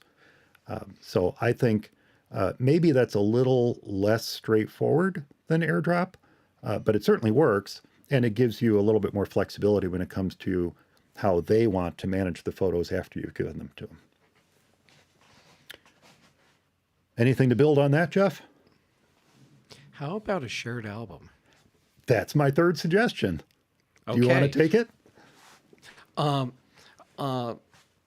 Well, no, you're doing great. I'll play straight man. So, Okay. Mike, both of those ways sound great, but are there any other ways that I could share these photos? Well, thanks for asking, Jeff. There is a third way that you can share those photos. And that last option is a shared album. It's actually really easy to set up. You can do this at home. You can do it on your phone while you're there. But once you have created a shared album, share that album with your daughter and then add the pics to it that you want her to have. Simple as that. She'll admit, And I believe she needs to then accept that share, right? yeah, she'll need to accept the share. She needs to accept the And share, and once she does, it shows up in her photos. yep. And yes. And the nice thing about that is that even if you're not doing the iPhotos, or excuse me, photos on iCloud thing, the shared album will still work.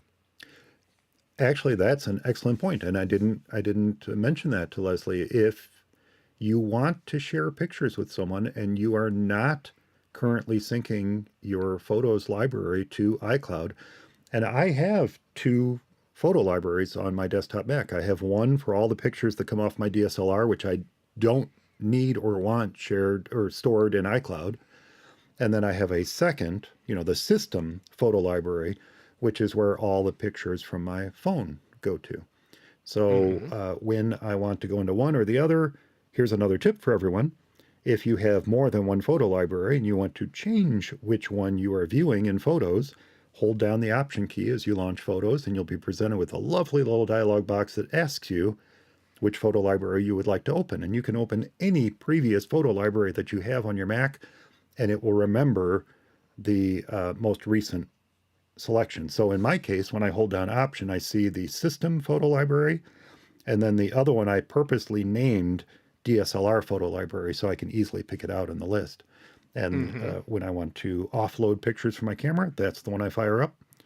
And when I want to see the pictures that have come in on my phone, I fire up the System photo library. So, yeah, that's it. Yeah, that's part of my routine. I took my photo library because it was getting so big and moved it to an external drive. Yeah, me too. And if I ever forget, like I'm out traveling and then I launch Photos, well, now it's going to create a new photo library on my Right. Mac. Right. And then, yeah. And so then I have two photo libraries to choose from. And so then I can option click back at home and make sure that I'm connected to my external drive again. Yeah. I did that when I when I got this new desktop Mac. The internal storage just wasn't large enough, and I'll be honest, I couldn't afford large enough internal storage on it these days. So I went with an external. This is the Mini Stack STX from OWC. It plugs in via Thunderbolt in the back of my Mac Studio. And inside there, I have a traditional 8 terabyte mechanical hard drive. And that's where I store my photo libraries. So anytime I hold down Option, launch Photos, that's what it's pointing to. It's pointing to those libraries over there. But you can easily have a photo library sitting anywhere on your Mac. And you're right, Jeff, if that drive were not connected for whatever reason and you launch Photos, it immediately goes, and you're not holding down Option, it goes to creating a new empty photo library in your Pictures folder. Mm-hmm. Yeah. Yeah. So you have that big external setup. What I did, anticipating at some point I might need to have access to my photo library when I'm traveling, I went with small, like little iPhone size external drives. Oh, smart. So So I can actually unplug my photos library drive from my massive. It's ridiculous. There are hubs and cables everywhere, but I can just unplug that drive, throw it in a bag, and plug it directly in my Mac when I need to launch photos somewhere else. I mentioned these on somebody else's show, and I happen to have one, the box for one, sitting right here next to me. These little Crucial X6 SSDs. Oh This is yeah. this is a one. Oops, there. This is a 1 terabyte model. It's the Crucial X6 portable SSD. They're not the fastest little puppies in the world. It's rated up to 800 megabytes per second, and certainly there are faster external drives than that. But Mm-hmm. this 1 terabyte drive, I believe, cost me around $72. Oh yeah. And That's like super cheap. it includes USB-C cables, so it's ready to go out of the box. Maybe you have to erase it in disk utility, and you've now got a drive that you can put a portable library on. The Mm-hmm. only issue with that and the way I'm doing things is just please make sure that your time machine backups, if you are not otherwise backing up your photos to iCloud, make sure that your time machine backups are also backing up your external drives when you have them plugged in, and that you have enough storage on your time machine backup drive if you're using one, so that when or if something happens to your external drive, you still have a backup of your photos somewhere. Yes. That's important. Yeah. Oh, to answer, now that we've gone through all that, to answer Leslie's question directly.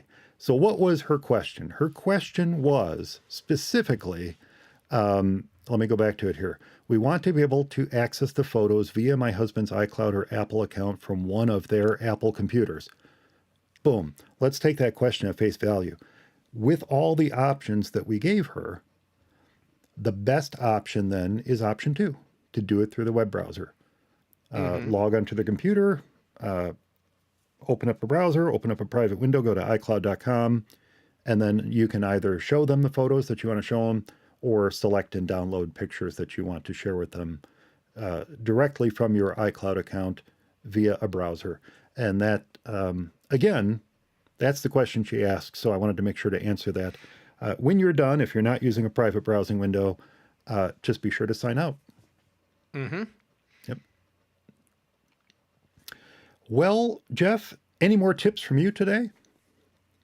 Oh, you wanted to know about the plugin that I can't live without. Yes, let's talk about that. So you may not use Safari as your daily driver, but when you do use it, there's a plugin that you use that you find Oh invaluable. no, that this is for um, uh, Chrome, Edge, Chromium browsers, Firefox as well, I Oh, believe. really? Oh, cool. Yeah, so really useful, and it's called Workona.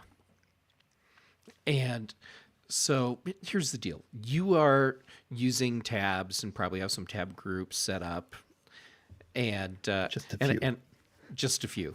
Okay, so you probably run into limitations with how you're using those tab groups, and you need something that lets you do more. And that's what Workona is. So it gives you a bar down the left side of your browser window that you can collapse, and it lets you create all of these groups for tabs. And then in the groups, you can make subsets of tabs. And so these groups of tabs that you're making in subsets, you can have them so that like if you always need to have five different browser tabs open for a specific task, just put those into one group, and but it's part of something else that you do where you might have different groups of tabs depending on what you're doing, but they're all related. So you make this big group for all of them, and then you have these subgroups inside, and and then you can just switch between whatever you need at any given time, and it remembers the states of all the windows, and you can even link into, like, let's say you are using Google Docs for a lot of the content that you're creating for work. And you need to have, say, like a template for stuff you're doing. Build the template right in there. And now, whenever you need to actually create a new document from the template, it's just clicking a button inside Workona, and now it creates the new document with the template that you want, even in the subdirectory that it's supposed to be in, and it's just right there as a new tab in the group. So it links into a lot of different web apps, so that you have this like seamless experience working with content through web apps. It's super powerful for organizing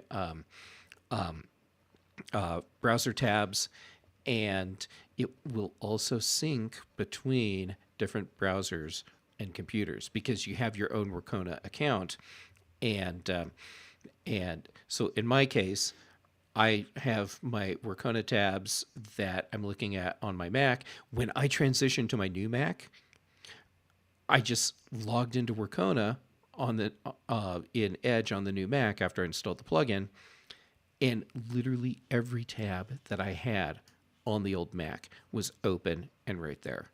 And they have apps for iOS, so I can pick up my iPad, launch Workona on my iPad, and I have a web browser with everything organized exactly the same way as it is on my Mac. Wow. So is that Super useful. WACONA?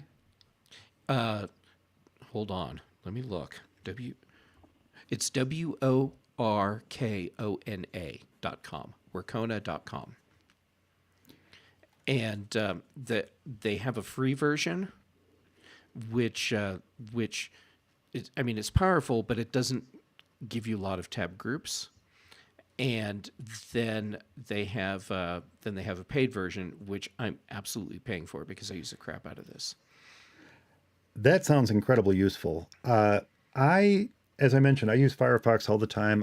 We actually spent a lot of time talking about Firefox on an episode, a few episodes back, because I just love it so much. And if someone is asking, if someone just goes to the default, if they just go with Safari or they're just going with Chrome, and they haven't had the opportunity to play with Firefox, I really think they should. One of the things it does in the most magical way is syncing. Chrome has always had syncing, but Chrome's syncing tends to break. They tend to for whatever reason, they tend to log you out from time to time, and you're always dealing with this syncing paused and suspended in the background and stuff just not working when you need it to work, and it just drives me crazy. Firefox syncing is rock solid. And it does require a Mozilla account. You create a free Mozilla account, and it will sync your extensions. It'll sync your bookmarks. It'll sync everything from one to the other, including tabs. And I absolutely love the synced tabs feature because not only will it sync what I've got going on my MacBook Pro or my Mac Studio or my iMac, but it will also sync what I have open on my phone where I'm running Firefox. It does just a phenomenal job of it. And unlike what Workona offers, I have to admit I'm a little tab nutty, and I tend to have a lot of tabs open in various states, but the one thing I don't sync from computer to computer, and I include my mobile devices when I say computers, the one thing I don't sync from computer to computer are the active open tabs. I use the Firefox sync tabs feature so that I can jump to a tab that I might have open on another device, but I don't sync the active tabs. And while I do have a lot of tabs open, one thing that Firefox does really, really well that Chrome does not do well is suspend or sleep background tabs. Tabs you haven't dealt with in a while kind of get suspended in the background. So they're not chewing up as many resources on your Mac as the open tabs are on Chrome. Safari does something similar with suspending tabs in the background. Chrome is just horrible. Chrome is an ugly, horrible beast of a browser, and it used to be the slick you know, slimline browser that we all turned to because nothing else was working well. And now it has become the Internet Explorer of the 21st century. It's just awful. Yes, it has. And Edge is better. Edge is much better. If you're looking for Chromium, Opera is great. Vivaldi is great. Those are all great Chromium-based browsers. There are others. What's the privacy-focused one that's Chromium-based? Brave. Brave. Brave is another one. But gosh, avoid Chrome, please. Avoid Chrome. And if you're looking for something new and different and standards-based, give Firefox a go, or maybe stick with Safari. But I really love the syncing feature of Firefox, and I can't say enough about it. It's very, very reliable, unlike Chrome's.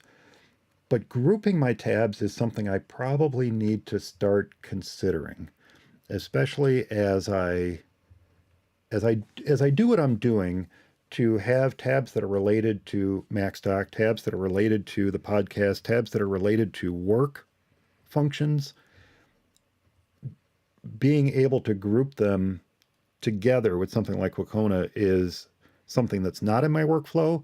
And as you described it, I realized I probably should have in my workflow. So I think that's a fantastic suggestion. I'm going to make it even more enticing for you now. Okay. So, like for Macstock, there's a lot of moving parts as you're preparing for the conference. Yeah. You can use Workona as a sort of project manager for things like that, because you can list tasks directly in a tab group, or I guess you would call it a workspace. And so you can have all these tasks that are in there to keep track of. Then you can have notes that are attached to different parts of your project. You can have all of that in there too. So you can have all the resources that that relate to a specific project directly in a workspace. Oh, that's fantastic. Yeah. It's surprisingly powerful. Well, I definitely have to give that a try then, because that's what I need. I have come to rely upon notes much more. I admit I do not use reminders. I probably should use reminders. The problem I have when I use reminders is I'll dismiss them and then I forget that they're there. So reminders is Sure. not doing a great job of reminding me. It's All right, so go into your project work group, and all of those tasks are just right there. yeah. And that might be very well what I am missing. Great suggestion. We'll put a link to that in the show notes for anyone who wants to give it a try. Yeah, it's really useful. I don't know off the top of my head what it costs.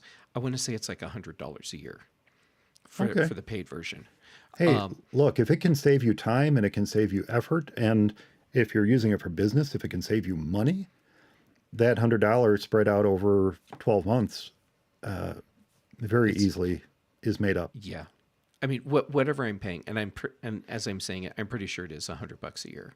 Whatever it's costing, I absolutely get every penny's worth of value out of that. It is worth what I'm paying. That's available for Firefox, Chromium browsers, and Firefox, Safari? Chrome, and Edge.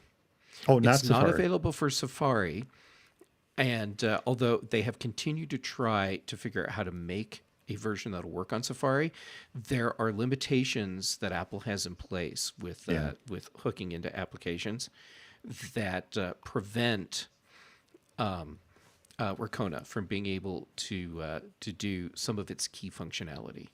But they told me that they're still trying to figure out how to make it work with Safari, and they've been talking with Apple. So Okay. All right, maybe it'll cool. happen. And of course, it just clicked with me. That's exactly what you said.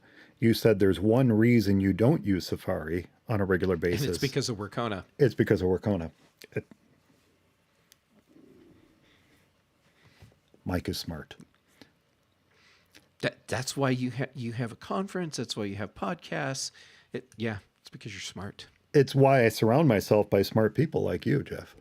That's part of being smart. That's why I keep you close, so I have smart people around me. That's right. That's right. Okay, well, I think what I'm going to do is close things out with something that I only recently learned, but this is a game changer to me. I didn't even know this existed. This is a wonderful tip, and it does require remembering a keystroke, but it's one keystroke. And if you can remember this one keystroke, I think you're going to save yourself a ton of time with this tip. So here's what it is. When you click save on a document that hasn't been saved before, or you click save as, for example, you're holding down option and you go to file and save as from any application, it can sometimes be a bit of a pain to navigate through the Finder's folder structure to get to where you want to save that document, especially if you know already where you want to be and where you want to save it. So what if you could jump straight there? Well, it turns out in this amazing revelation that I had no idea existed, you can jump straight to where you want to be. And here's how you do it. When that save dialog box pops up, instead of clicking that little disclosure arrow, right, where you can navigate to all your folders and all that, all you have to do is press the / key. That's the one under the question mark. When you press the / key, an amazing thing happens. A little window pops up that allows you to quickly jump to exactly where you want to be. Now, it is true that you need to know the path of your destination folder ahead of time, but look, we often do. We know where we want to be. And by default, when you click that / again, that's I always want to specify this. That's the one under the question mark. When you click that type that /, by default, it shows Macintosh HD, it shows users, and it shows applications. But if you click any one of those with your mouse, if you click it, it's going to drill down to show you the next choices within that folder structure. Oh, this is awesome. I have been failing to use this to its full potential. So, okay, what I would do with this was I would type the / Yeah. and then I would manually type a path name. And you can do I that. don't need to. I can just click on, oh, you just made this infinitely more useful to me. The only thing it's missing are little icons to show that these are folders you're working with. That's really all it's missing. And if it had those, it would be the Finder, right? But so, as I said, as an extra bonus, it's even going to show you recent folders that you've worked with. So if you don't opt to go into Macintosh HD or users or applications or what have you, you can just click and jump immediately to a folder that you've recently used. Now, if you've been around long enough, and I don't want to put you into this category, Jeff, but I'm clearly fully into this category. If you've been around computers long enough, it's going to remind you a little bit of the DOS days. But my gosh, the amount of time that this saves when you know exactly where you want to be is just incredible. And I don't even know how long this has been in Mac OS or OS X. I have no idea. I only recently learned this and my mind was blown. It's just an amazingly quick way to jump anywhere on your Mac when you're going to save a file. That's really cool. It's more useful than I realized. It's been around for a while, I think, because I don't remember when I started using it, so it's probably been around for a little while.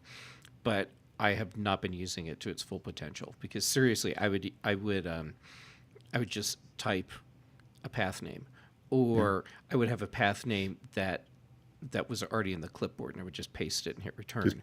Just paste it in. Yeah. And I found it incredibly useful for that because it would save me a ton of clicks. But the rest of it that you just showed me, yeah, I will be using this a lot more now. The place I learned of it, I actually can't remember exactly where I learned of this tip, but it was very recently. It was within the last week or so. Did not even mention that you can click and drill down further into the folder structure. It mentioned the /, it mentioned typing in where you want to be, but it didn't mention doing that. And I think I just inadvertently clicked on something and went, oh, wait a minute. This is drilling down further. I don't have to remember that it's user slash mic slash, document folder name slash whatever. I don't have to remember that. All I have to do is just keep clicking, click, click, click, click, click, and it just drills down. It's super fast too. It's far faster than navigating the folder structure within the Finder window. It is. And now I'm really curious. What happens when I hit a symlink?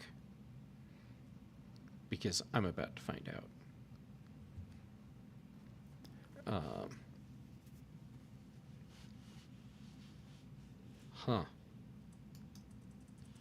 Maybe it doesn't recognize symlinks? Oh, no, it does. It does. It okay. does. I was just going to say, I Yeah. can see where maybe it doesn't. Why don't you It does. explain what a symlink is? Okay, so alias, we know what an alias is, and it's a nice little pointer. You get an icon with a little curvy arrow in the corner, and and then you click on that, and it's like a shortcut to get back to the actual item. With a symlink, it changes that to where it's like a hardwired path directly to the actual thing.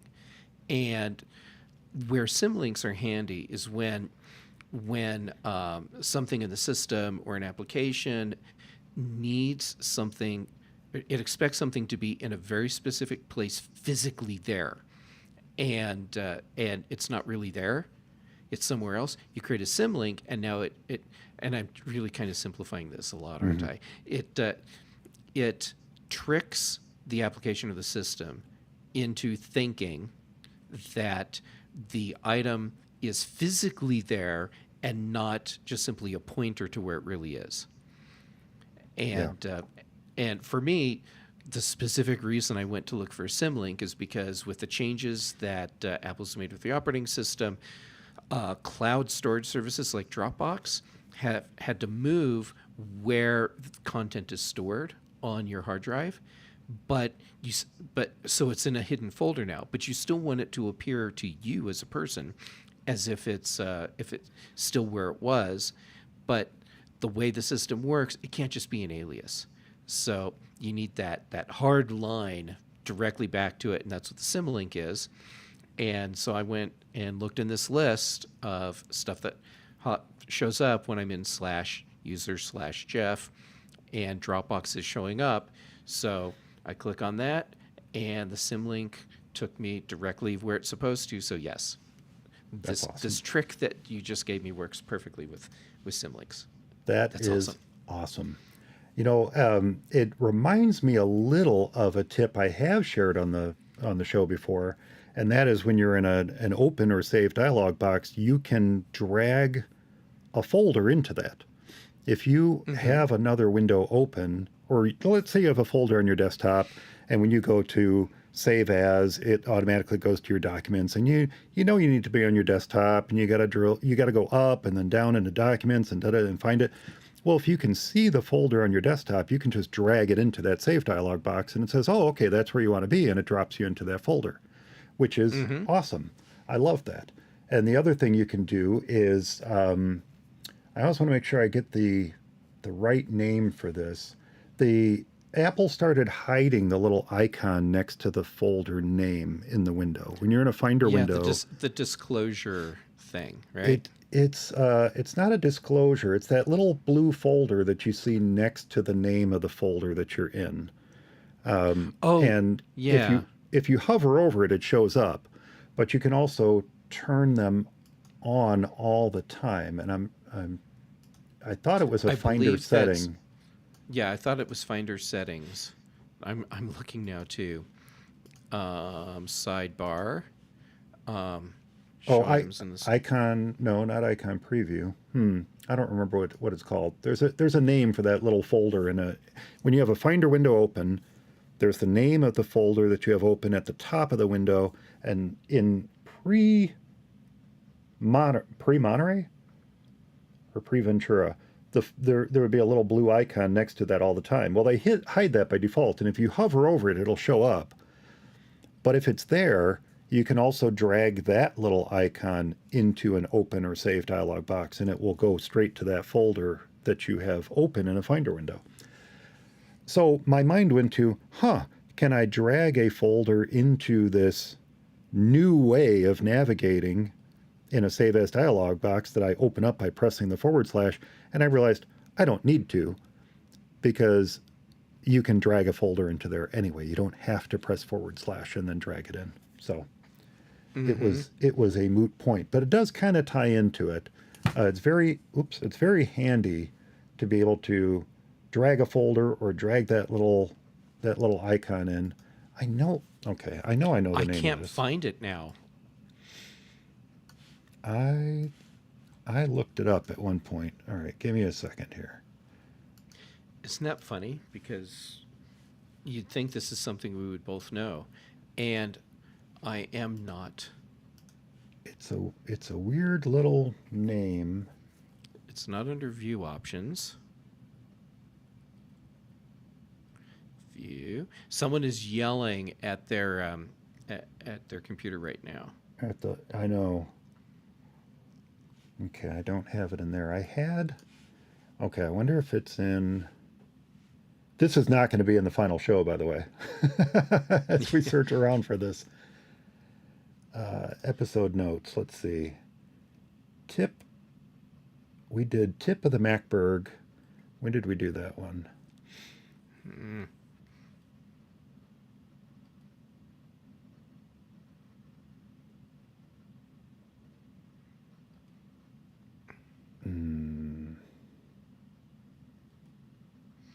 You know, part of the problem is that Apple has gone out of its way to scatter settings across multiple locations. Yeah, it used to be a setting in Finder Preferences. And I'm not seeing it there.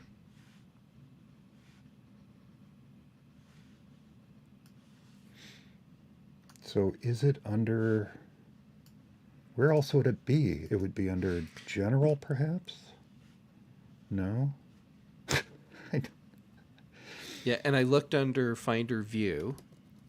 So under View Options, and that's not it.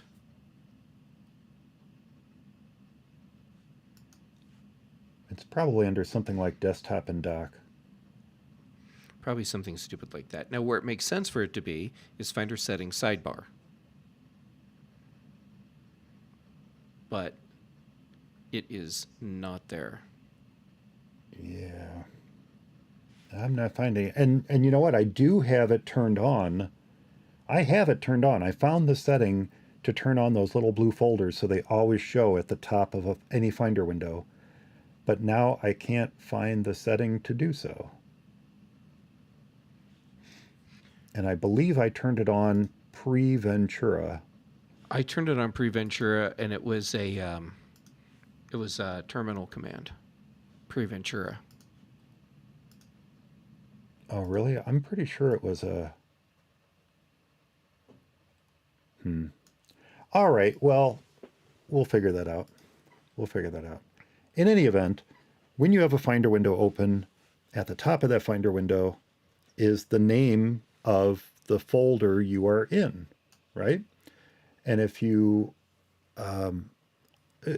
So there's a neat use for that folder, by the way. If you want to see the hierarchy, the Finder hierarchy of where you're at, you can command click that folder at the top of a Finder window, and it'll show you. This Finder window I have open is on Mike's MacBook Pro 13, Macintosh HD, Users, Mike, Dropbox, Temp. Boom, that's what it shows me. But I have to hold down Command and click that folder. Now, to make that folder appear, if you don't have it turned on all the time, to make that folder appear, you just hover your cursor over the name of the folder that you are displaying within the Finder window, and the little blue folder will appear. Well, that little blue folder can be dragged into an open or save dialog box as well. So if you aren't pressing the / to quickly type in where you want to be, You can also click and drag a folder in, or you can drag that little blue icon at the top of a Finder window into an Open or Save dialog box, and boom, it'll jump right to that folder. Yep. And yeah, with that, I also like to have my path bar and status bar turned on. Oh, I love the status bar. I miss it so much when I sit on a new Mac and it doesn't have the status bar on it. Absolutely love that. Yeah, it's one of the things that go and turn on. For those of you that don't know where that is in Finder, choose View, and then about halfway down the menu that drops down, you'll see toolbar and all tabs and tab bar and path bar and status bar, and it's a toggle, so it'll either say show or hide for each of those things, so you can turn them on or off. Yep. And experiment. Turn them on, turn them off. I don't happen to have the what did you call it? I do turn on the status bar, but I have don't. the path bar turned on as well, and the reason I have it turned on is because well, I can also click on the little or command click or Apple click, whatever it is, on command click, the folder at the top of the window and get the path menu to drop down that way. It's convenient just to have it at the bottom, running across, because it makes it very clear to me which folder I'm in, which location, without having to go and look other places. Because sometimes I'll search for something, click on it, and now I've got it in a window, and I'm not sure where it actually came from. And so I just have that fast visual all the time. Yep. Actually, that's a good point. I am so used to command clicking that up there to get the path that I have not turned that on. But I agree 100% on the status bar. Not only does it give you an at-a-glance view of your storage space available on your Mac, how much space is free, but the number of items in there, the items you have, how many items you have selected. It's incredibly useful just to have this little at-a-glance bit of stats for the folder that you have open at any given time. Yep. Well, Jeff, thank you. Thank you so much for being here. I think that's going to do it for this episode of For Mac Guys Only. I hope everyone enjoyed it. Remember, I do love to get your letters, so if you have any comments about the show, a tip to share, a software or hardware problem with your Mac, or maybe there are some tips or questions that you have, well, be sure to leave your favorites in the comments, or be sure to leave your tips or questions in the comments of this week's show notes found at formaceysonly.com, or drop me a line, mike@formaceysonly.com. Jeff, if someone doesn't know how to get a hold of you or listen to any of the myriad podcasts that you're on, what are the best ways for folks to find you? I'm actually pretty easy to find. If you're looking for me on social media, Jeff Gamet. That's who I am pretty much everywhere. And look for me on Instagram and Mastodon. That's where I'm most active right now.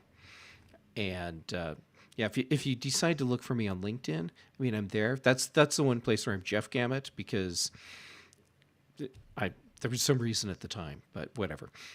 Professional. And, that must have been it. I thought that Jeff Gamet was more professional than Jay Gamet, however many decades ago set that up. So for other shows, Chuck Joyner has me on Mac Voices Live most every week. Dave Ginsburg has me on In Touch with iOS most every week. Then I am the long-term interim host on the Big Show and the Mac Show on British Tech Network. And for those of you that know Brian Chaffin, Brian and I do a show together called The Context Machine. That's awesome. And of course, everyone, be sure to subscribe to this show's YouTube channel at youtube.com/FMEOTV. Click that little notification bell so you can find out when we're going live, or to join the chat room and catch all the behind the scenes stuff that doesn't make the final cut of the show, like that discussion we had about 5 minutes ago. Right. Thanks so much for listening, everyone. Thanks to Jeff for joining me this episode. Mike, thank you for having me on. This has been so much fun. Thanks. I'm glad you could make it. I'm glad you could make it. Stay subscribed, everyone. We'll talk to you next time.